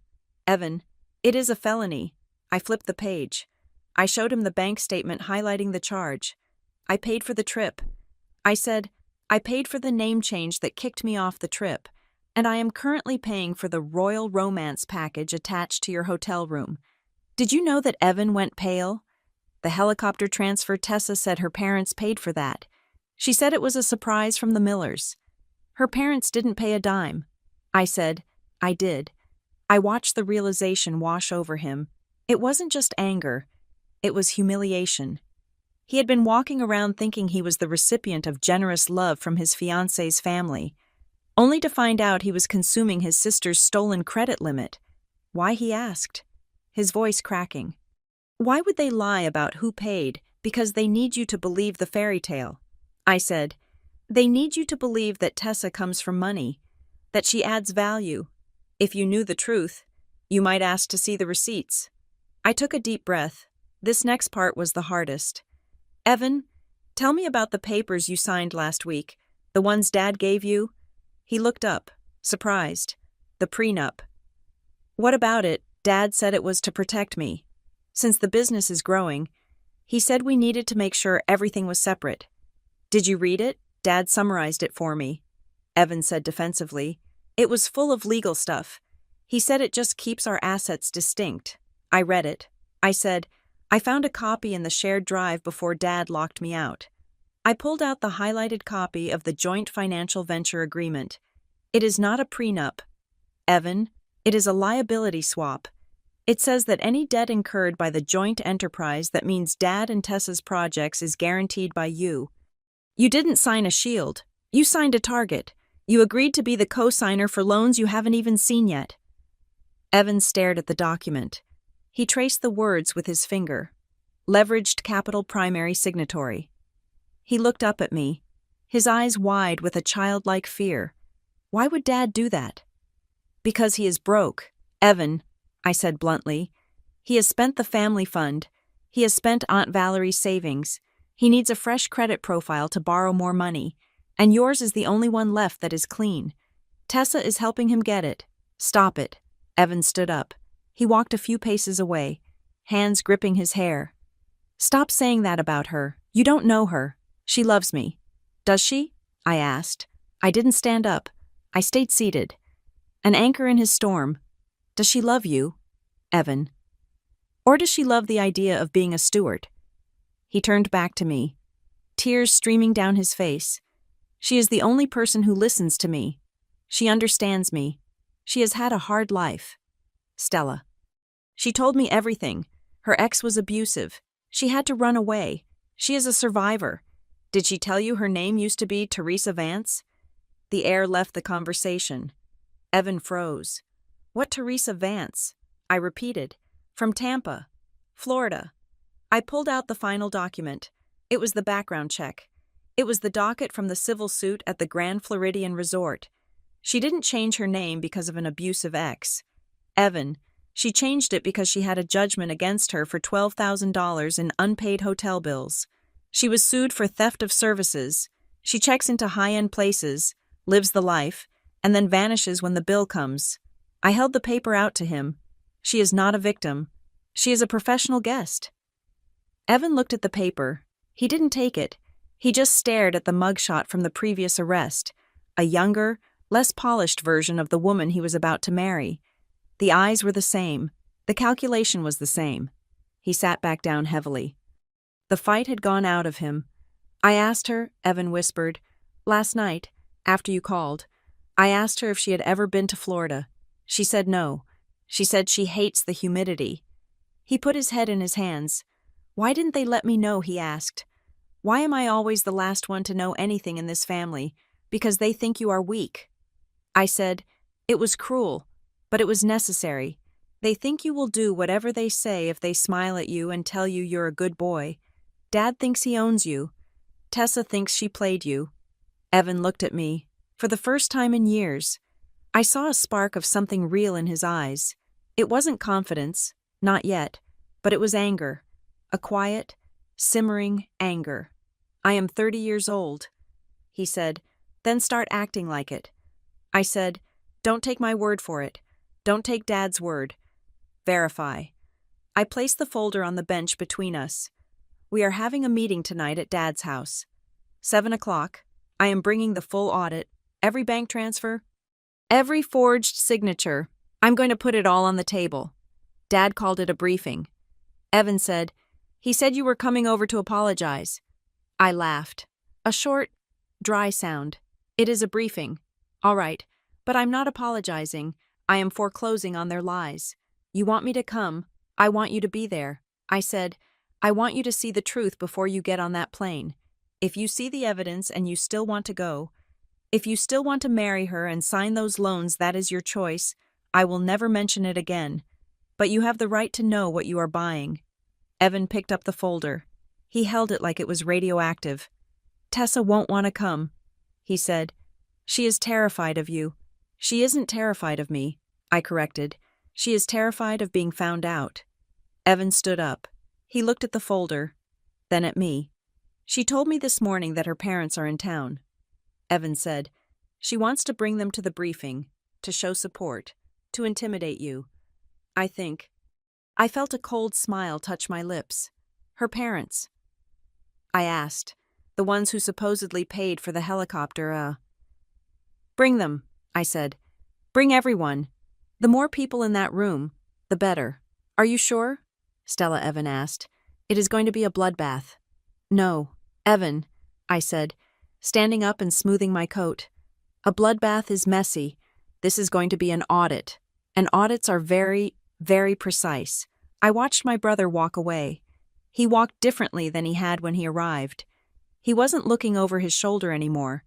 He was looking at the folder in his hand. He was beginning to read the fine print. And I knew that once he started reading, he wouldn't be able to stop. The stage was set. I had the evidence. I had the motive. And now, thanks to Tessa's arrogance, I had an audience. I checked my watch. 9 hours until showtime.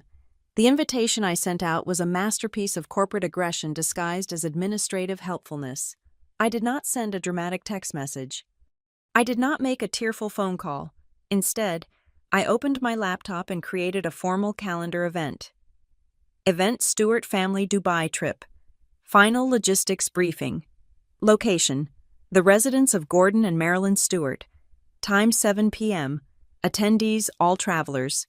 Contributing investors: Aunt Valerie, Uncle Mike, Aunt Janice, and extended family. I added a note in the description field, written in the dry, neutral tone of a project manager agenda to include final itinerary confirmation, travel insurance waivers, payment verification, and legal document review. Attendance is mandatory for all parties involved in the financing or participation of the Jubilee. I hit send. It was the financing part that ensured the audience, my aunts and uncles, who had been nervous since my text messages yesterday, would be there because they were worried about their money. Dad would be there because it was his house. And Tessa's parents, the Millers, would be there because Tessa wanted them as a buffer. She had been busy all morning trying to seize control of the narrative. My phone pinged incessantly with notifications from the family group chat. Tessa was love-bombing us. Ping, a photo of a white linen dress laid out on a bed. Caption: cannot wait to wear this for the welcome dinner, thank you. Mom and Dad. Stewart. Ping, a photo of travel-sized toiletries. Caption: Evan is all packed. We are so ready for this adventure. Ping, a long, sappy message about how blessed she felt to be marrying into such a generous and close-knit clan. She was performing. She was trying to bury my silence under a mountain of digital glitter.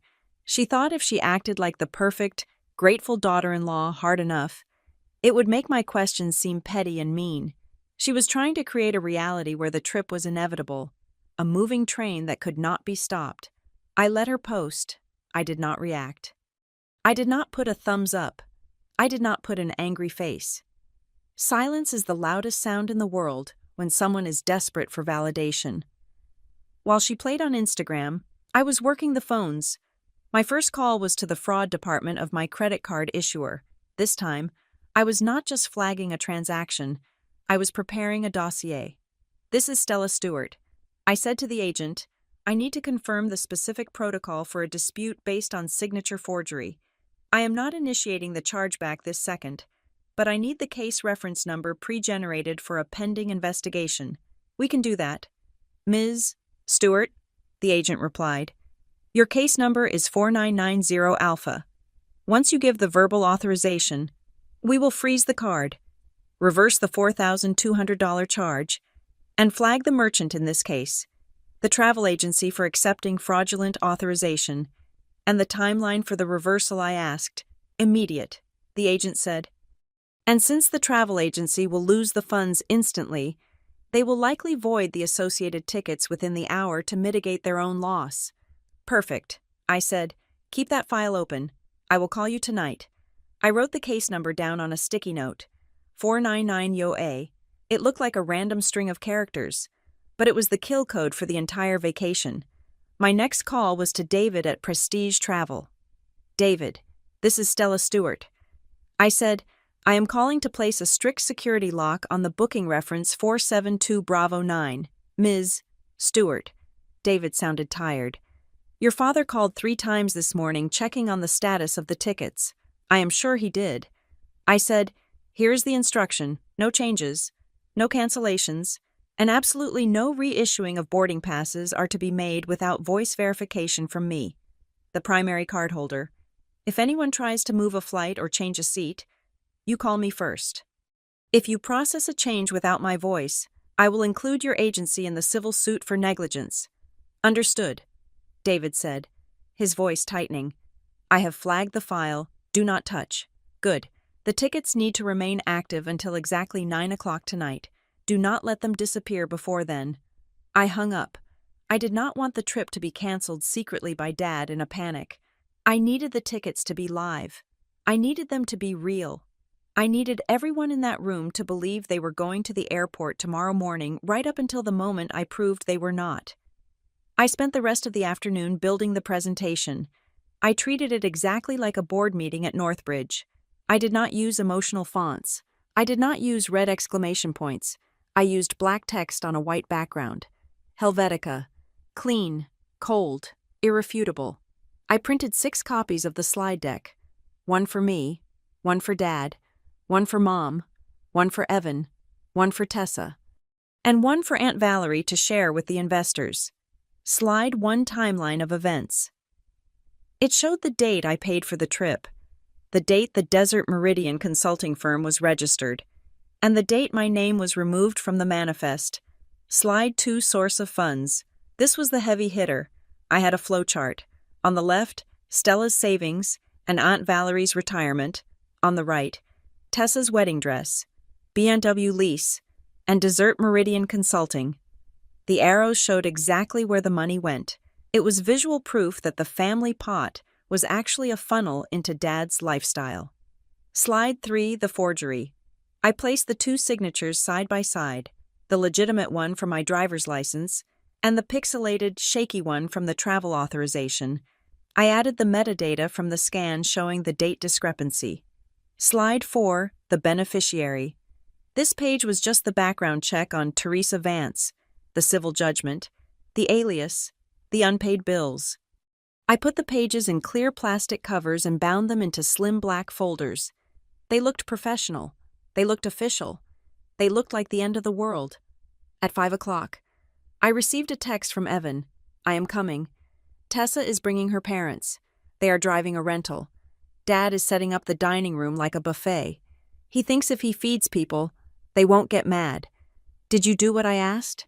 I texted back. Yes, Evan replied. I am going to ask about the joint venture agreement. I practiced the question.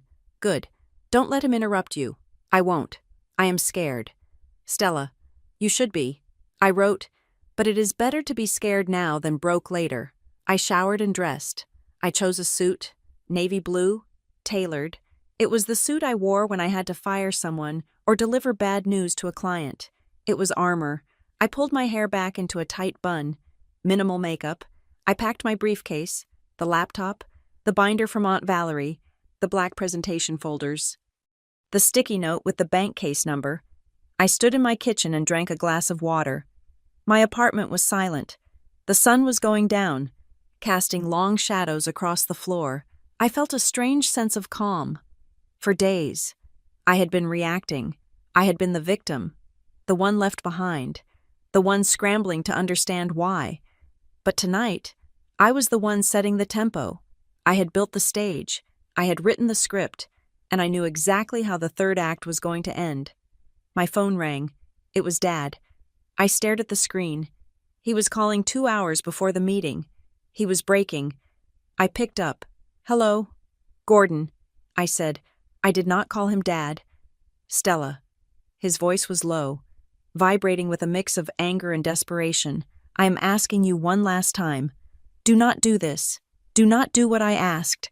Come to my own family's house. Do not make a scene, he said. The Millers are coming. My brothers and sisters are coming. If you walk in there and start waving papers around, if you humiliate me in front of these people, he paused, searching for a threat that would stick. If you do this, Stella, you are no longer my daughter. I will cut you off. You will not be welcome in this house again. You will be dead to us. The words should have hurt. A week ago. They would have devastated me. I would have cried. I would have begged for his approval. But I looked at the binder on my table. I looked at the evidence of how he had stolen from me, lied to me, and sold my seat to a con artist. He hadn't treated me like a daughter in years. He had treated me like a resource. You don't disown a resource. You just use it until it is empty. You are threatening to cut me off, I asked, my voice devoid of fear. Yes, he said. Totally. Gordon, I said. You already crossed me out. You erased my name from the ticket. You erased my name from the hotel. You tried to erase my identity to save $4,000. I picked up my briefcase. I am not coming to be your daughter tonight. I said, I am coming to be your auditor. And the audit is mandatory. Stella, he started to shout. I hung up. I walked out to my car. The city lights of Charlotte were blinking on, indifferent to the drama of the Stewart family. I drove to the house I grew up in, the house where I learned to ride a bike, where I learned to read, where I learned that if I wanted something done right, I had to do it myself. There were 6 cars in the driveway. It was a full house. I parked on the street. I didn't want to be blocked in. I wanted a clear exit route. I walked up the driveway. I could see them through the big bay window. Dad was pouring wine, his smile tight and manic. Mom was rushing around with a tray of appetizers. Tessa was holding court in the center of the room, her hand on Evan's arm, laughing at something her father said. They looked like a happy family. They looked like a success story. I gripped the handle of my briefcase. Enjoy the champagne, I thought. It is the last thing on the menu. I reached the front door. I didn't knock. I used my key. The lock clicked. The door swung open. The laughter inside didn't stop immediately. It took a second for them to notice me standing in the foyer, framed by the darkness of the night behind me. Then, silence rippled through the room. Starting from the door and spreading to the fireplace, Dad froze. The wine bottle suspended over a glass. Tessa's smile faltered, then fixed itself into a rigid mask of welcome. Stella, Mom chirped, her voice cracking with tension. You made it. Come in. Have a tart. I stepped inside. I closed the door behind me. I didn't smile. I didn't take off my coat. We are not here for tarts. Mom, I said, my voice carried to the back of the room. Everyone, please take a seat at the dining table. The briefing begins in 2 minutes. I walked past them, straight to the head of the table, the seat where Dad usually sat. I placed my briefcase on the mahogany surface. I heard the distinct click-click of the latches opening. I looked up. They were all staring at me. The confusion was starting to turn into dread. Please, I said, gesturing to the chairs. Sit down. We have a lot of numbers to get through before anyone flies to Dubai. The dining room table was set for 12, but it felt like a courtroom. My father had gone to great lengths to create an atmosphere of casual celebration. There were fresh flowers in the center, a roast cooling on the sideboard, and several bottles of expensive red wine breathing on the counter wine bought. I noted with a quick mental check, with funds that likely belonged to Uncle Mike. Dad was standing at the head of the table, his face flushed with a mixture of alcohol and adrenaline. He was playing the role of the benevolent patriarch, laughing too loudly at Mr. Miller's jokes. Tessa was moving around the table, filling glasses, her hand resting lingeringly on Evan's shoulder every time she passed him. She was wearing the white linen dress she had posted on Instagram, projecting the image of the virginal, blushing bride. My mother sat at the other end, her smile fixed and brittle. She looked like she was waiting for a bomb to go off. She was right. I sat in the middle, my black briefcase on the floor, the stack of presentation folders resting calmly under my hand.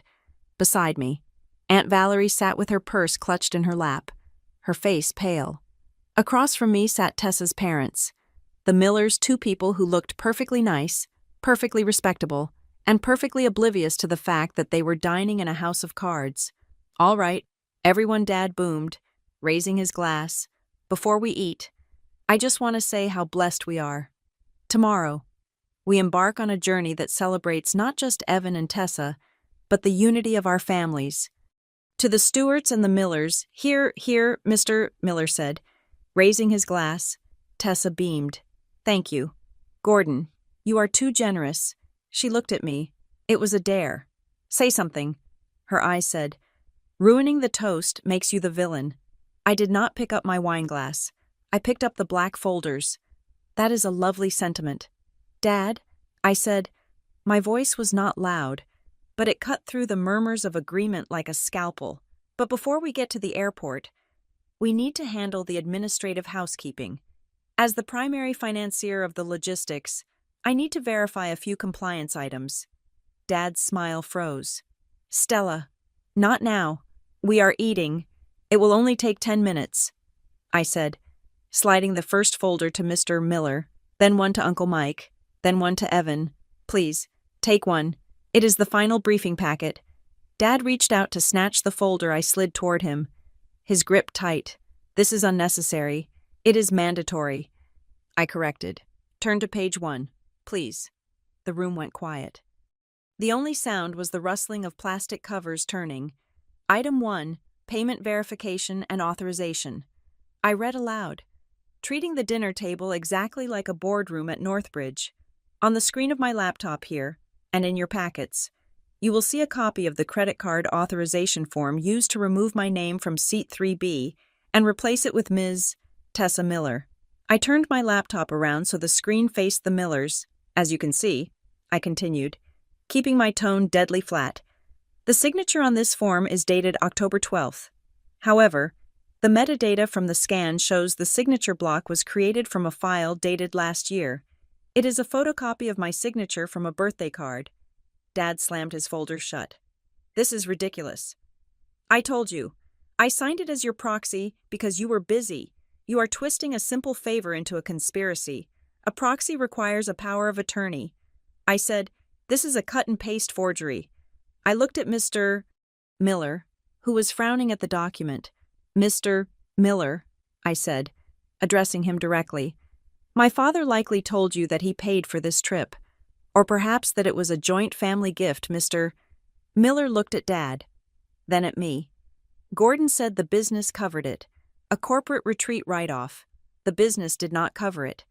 I said, I did. $30,000 from my personal savings and credit lines. Tessa's mother gasped. $30,000 plus $4,200 for the name change, I added, and $3,500 for the Royal Romance package attached to Evan's suite, the helicopter transfer. That is on my Visa card. I saw Tessa's hand freeze on the neck of the wine bottle. She was staring at Evan, willing him to stop me, but Evan was looking at the folder. He was reading the numbers. I don't understand. Mrs. Miller said, looking at Mom. Marilyn, you said you guys surprised them with the helicopter. Mom looked down at her empty plate. She was trembling. She looked like she wanted to disappear into the floorboards. She didn't say a word. Her silence was a confession. My daughter is confused. Dad interrupted, his voice rising. We pool our resources in this family. Stella's money is family money. She is just angry because she felt left out of the planning. Let's talk about pooling resources. I said, turn to page 2. Aunt Valerie took a deep breath. She looked at Uncle Mike, then at Dad. Gordon, Aunt Valerie said, her voice shaking but clear. Where is the $12,000 I gave you for the municipal bond fund? Dad turned to her, his eyes wide with betrayal. Valerie, you are siding with her. I am siding with my bank account, Valerie said. Stella showed me the transfers. Gordon, you didn't buy bonds. I pointed to the flowchart on page 2. This illustrates the flow of capital from the Family Investment Fund. I explained. Here is Aunt Valerie's check. Here is Uncle Mike's disability settlement. And here is where the money went. I traced the line with my finger.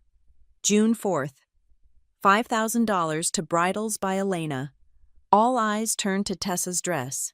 She was wearing a different dress now, but the implication hung heavy in the air. August 10th. $3,000 to the BMW dealership, September 1st. $15,000 to Desert Meridian Consulting. The room was dead silent. Even the air conditioning seemed to have stopped. What is Desert Meridian? Uncle Mike asked. He was a large man, slow to anger, but his face was turning a dark shade of red. Is that the tour company? No, I said. Turn to page 3. I flipped my own page. Desert Meridian Consulting is a shell company registered in Panama 6 months ago. I said, there is no office. There is no staff. There is only a bank account. I looked at Dad. He was sweating now, profusely. The confident host was gone. In his place was a cornered animal. The meeting on your itinerary for tomorrow afternoon. I continued. The 2-hour block between lunch and the safari. That is not a tour. That is a handoff. I leaned forward.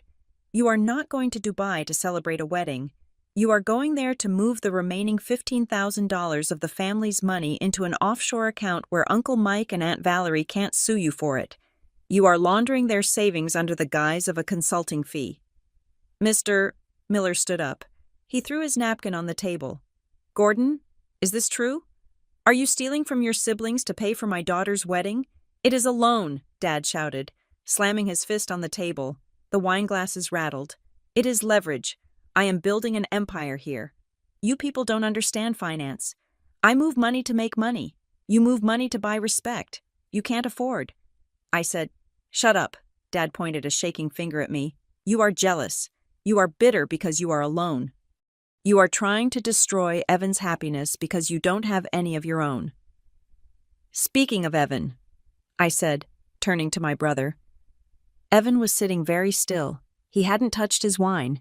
He was staring at page 4 of the packet, the page with the background check. "Evan," I said softly. Evan stood up. He held the paper in his hand. He looked at Tessa. Tessa moved toward him. "Baby, don't look at that." She faked it. She is good with computers. She can make anything look real. "Did she fake the mugshot?" Evan asked. His voice was quiet, but it carried a terrifying weight. Tessa stopped. "Evan, please," she whispered. "Not here. Not in front of my parents." "Did you read the marriage contract?" Evan asked, his voice rising. "The one Dad made me sign, the one you told me was just standard." He looked at Dad. "It makes me liable for your debts." "Doesn't it?" Evan asked. "It makes me the co-signer for this Desert Meridian scheme." Dad wiped his forehead with a handkerchief. "Son, you are reading it wrong. It is asset protection." "No," Evan said. "Stella read it, and I trust Stella." He turned back to Tessa. "Tessa," he said, and tears began to spill down his cheeks. "Is your real name Teresa Vance?" The room gasped. Mrs. Miller looked confused. "Teresa? Who is Teresa?" "Teresa Vance," Evan repeated, reading from the sheet.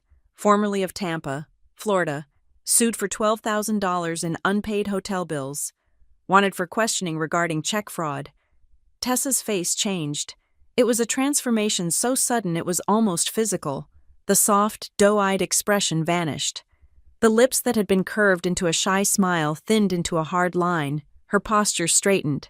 She stopped looking at Evan and looked at me, and there was no fear in her eyes anymore. Only pure, unadulterated hate. "You bitch," Tessa hissed. Mrs. Miller put a hand to her mouth. "Tessa." "Shut up, Mom," Tessa snapped. Not looking at her, she kept her eyes locked on me. "You think you are so smart, don't you?" "The little auditor. The one with the calculator?" She laughed. It was a harsh, ugly sound. "So what?" Tessa said, gesturing to the papers. "So I changed my name. I wanted a fresh start.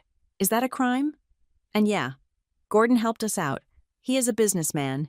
He knows how the world works, unlike you, sitting in your little cubicle counting other people's pennies. It is a crime when you lie on legal documents," I said calmly, "and it is a crime when you conspire to defraud investors." Tessa turned to Evan. She grabbed his arm, hard. "Evan, grow up," she said. "Your dad is trying to build you a future. Your sister is trying to keep you a child.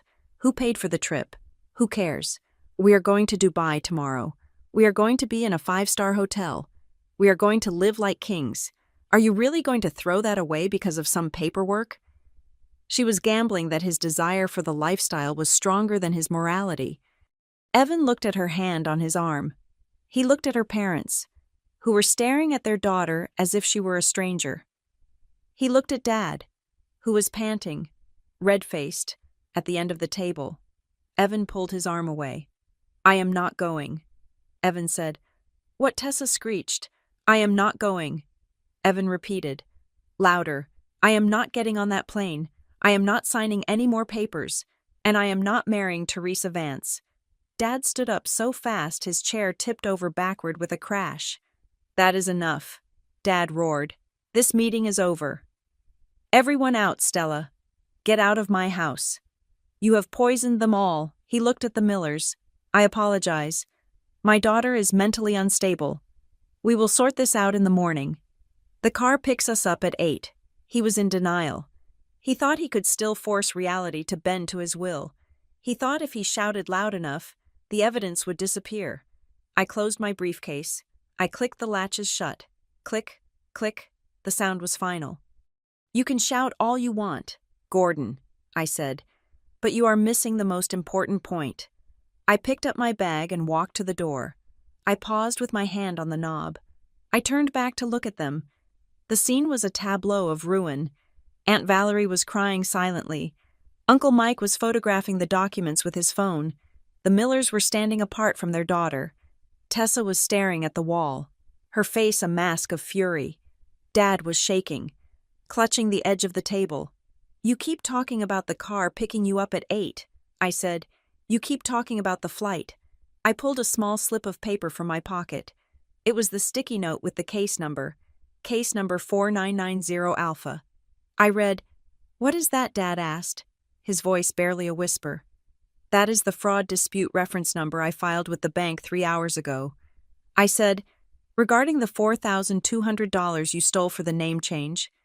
I opened the door, letting the cool night air rush into the stifling room.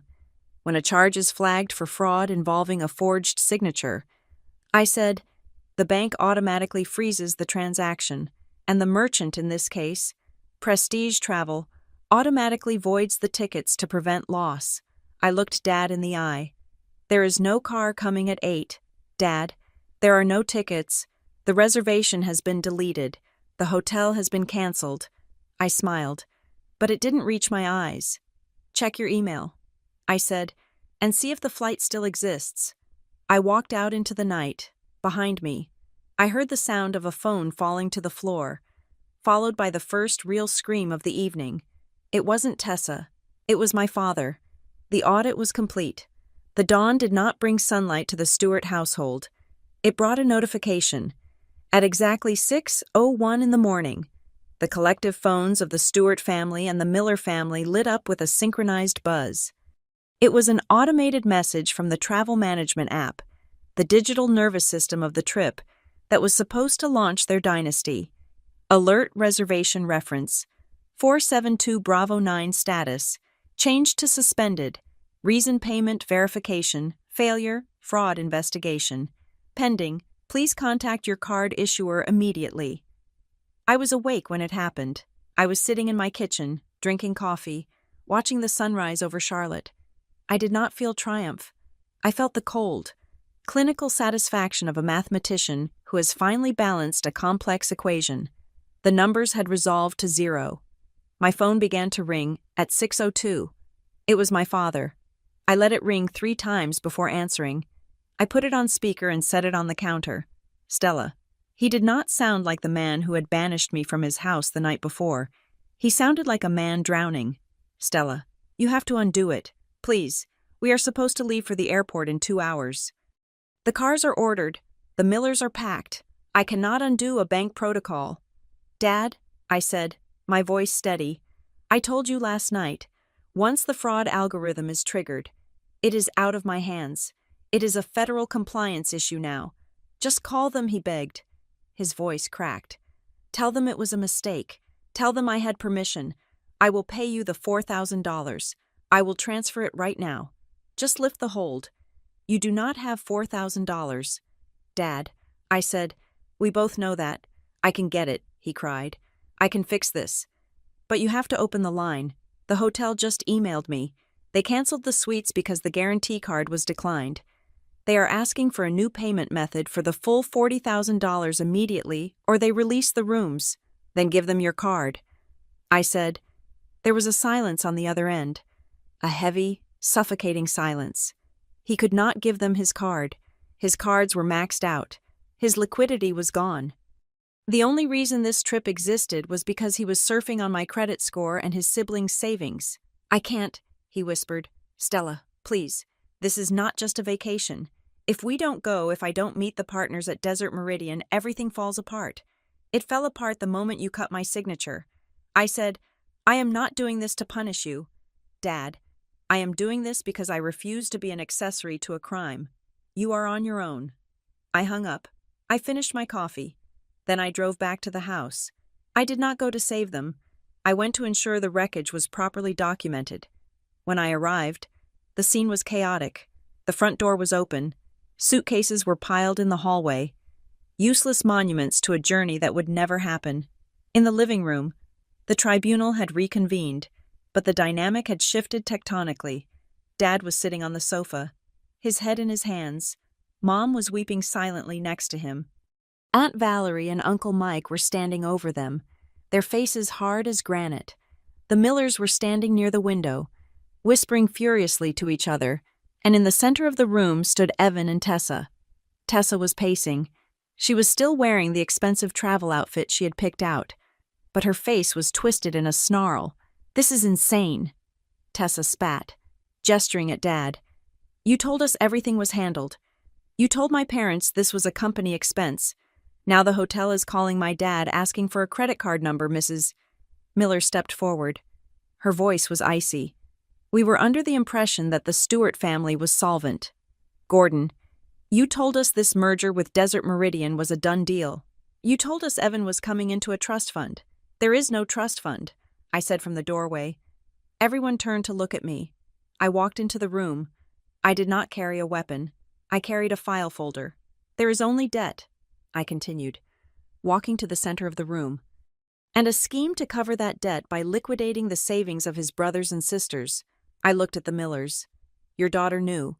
I said, "She signed the liability agreement. She knew the money for her dress came from my aunt's retirement account." "That is a lie," Tessa screamed. She lunged toward me, but Evan stepped in front of her. He didn't block her to protect her. He blocked her to stop her.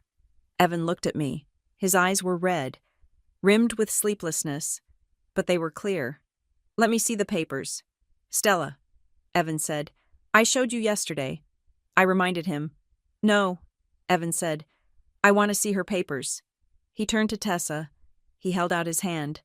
"Give me your wallet," Evan said. "What?" Tessa recoiled. "Evan, are you crazy? Your sister is brainwashing you. If your name is Tessa Miller," Evan said, his voice rising, "then show me your driver's license. Show me one credit card with that name on it. Just one." Tessa froze. She looked at her parents. Mr. Miller looked away. He had seen the docket I brought last night. He had made his own calls this morning. He knew. "I don't have to prove anything to you." Tessa sneered. "After everything I have done for you, I tried to give you a backbone. Evan, I tried to get you away from this toxic, controlling family. You tried to get me to sign a guarantee for a shell company." Evan said, "You tried to sell me." He took a step closer to her. "Did you ever love me?" he asked. "Or was I just the easiest mark you ever found?" Tessa looked at him. She looked at the suitcases. She looked at the ruined vacation. She realized the game was over. There was no trip to Dubai. There was no shopping spree. There was no more money to bleed from the Stewart stone. Her face relaxed. The anger vanished, replaced by a cold, bored indifference. "You were sweet, Evan," she said, shrugging. "But you are right. You are weak. You would have been boring to be married to anyway." She turned to her parents. "Daddy, get the car. This place is a dump." Mrs. Miller looked at Mom and Dad with pure disgust. "We will be contacting our lawyer regarding the deposits we put down for the wedding." "Get in line," Uncle Mike rumbled. "We have a few questions about our investment fund first." Tessa grabbed her purse. She walked past me without looking at me. She walked out the door, her heels clicking sharply on the hardwood, stepping over the luggage she would never use. Her parents followed her. The slam of the front door echoed like a gunshot. The room was silent. Dad finally looked up. He looked old. He looked broken. It was for the family. He whispered, "I was going to make it back. The deal in Dubai, the partners, they were going to double the capital. There were no partners." "Dad," I said. I opened the file folder I had brought. I pulled out a single email chain I had recovered late last night. It was from the Desert Meridian Gmail account. It was addressed to Dad. Subject: Asset Transfer Protocol. I read it aloud.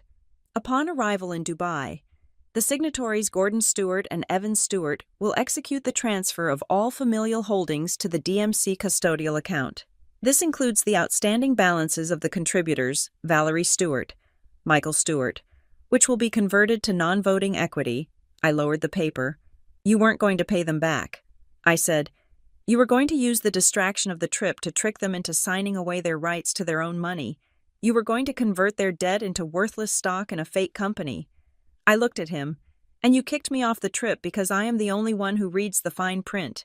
I was the obstacle." Aunt Valerie let out a sob. She collapsed into a chair. Uncle Mike walked over to Dad. He didn't hit him. He just looked at him with a profound, shattering disappointment. "You are done, Gordon," Uncle Mike said. You are not managing a cent of our money anymore. I want the records. I want everything." Dad looked at me. "Stella, what have you done?" "I saved them," I said. "And I stopped you from committing international wire fraud. You should be thanking me. If you had signed those papers in Dubai, you wouldn't be sitting on your sofa right now. You would be in a foreign prison." I placed the file on the coffee table. "This contains the full audit," I said to the room, "the bank transfers, the forgery proofs, the shell company registration. I have made copies for Uncle Mike and Aunt Valerie." I looked at Evan. He was standing alone in the middle of the room, staring at the door where Tessa had exited. "Evan," I said. He turned to me. "I am sorry," he said. His voice was thick with tears. "I am so sorry. Stella, I should have listened. I should have protected you. Don't apologize for being manipulated," I said gently. "She was a professional. But this time, don't just say sorry." I walked over to him and put a hand on his shoulder. "Learn to read the small print." "Evan," I said, "that is how you protect yourself. That is how you protect the people you love." I turned to leave. I had nothing left to do here. The truth was out. The infection had been exposed. It would be painful. There would be lawsuits. There would be bankruptcy. The Stewart family brand was bankrupt, but it was clean. I walked out to my car. The morning sun was fully up now, bright and blinding. I sat in the driver's seat and rolled down the window. I looked back at the house one last time. I saw my father through the window, a small, diminished figure arguing with his brother. I saw my mother weeping. I started the engine. I was $30,000 poorer than I was 4 months ago. I had no family vacation. I had no parents I could trust. But as I drove away, leaving the chaos in my rearview mirror, I felt a lightness in my chest I had never felt before. I stood alone in my own kitchen an hour later, listening to the hum of my refrigerator. The silence was not empty. It was full. It was heavy with peace. I realized then that the $30,000 hadn't just paid for a canceled trip. It was the severance package I had paid to quit a job I never wanted. Being the capable one was no longer my burden. I was just Stella. And for the first time in my life, my itinerary was entirely my own. I had been removed from the manifest, and it was the best destination I could have ever reached. Freedom. Thank you so much for listening to this story. I would love to know where you are tuning in from today. Are you listening while driving to work, cooking dinner, or maybe relaxing before bed? Please let me know in the comments below. I read every single one, and I would love to connect with you. If you enjoyed Stella's journey of justice, please subscribe to Maya Revenge Stories. Hit that like button and smash the hype button to help this story reach even more people. Your support means the world to me. See you in the next video.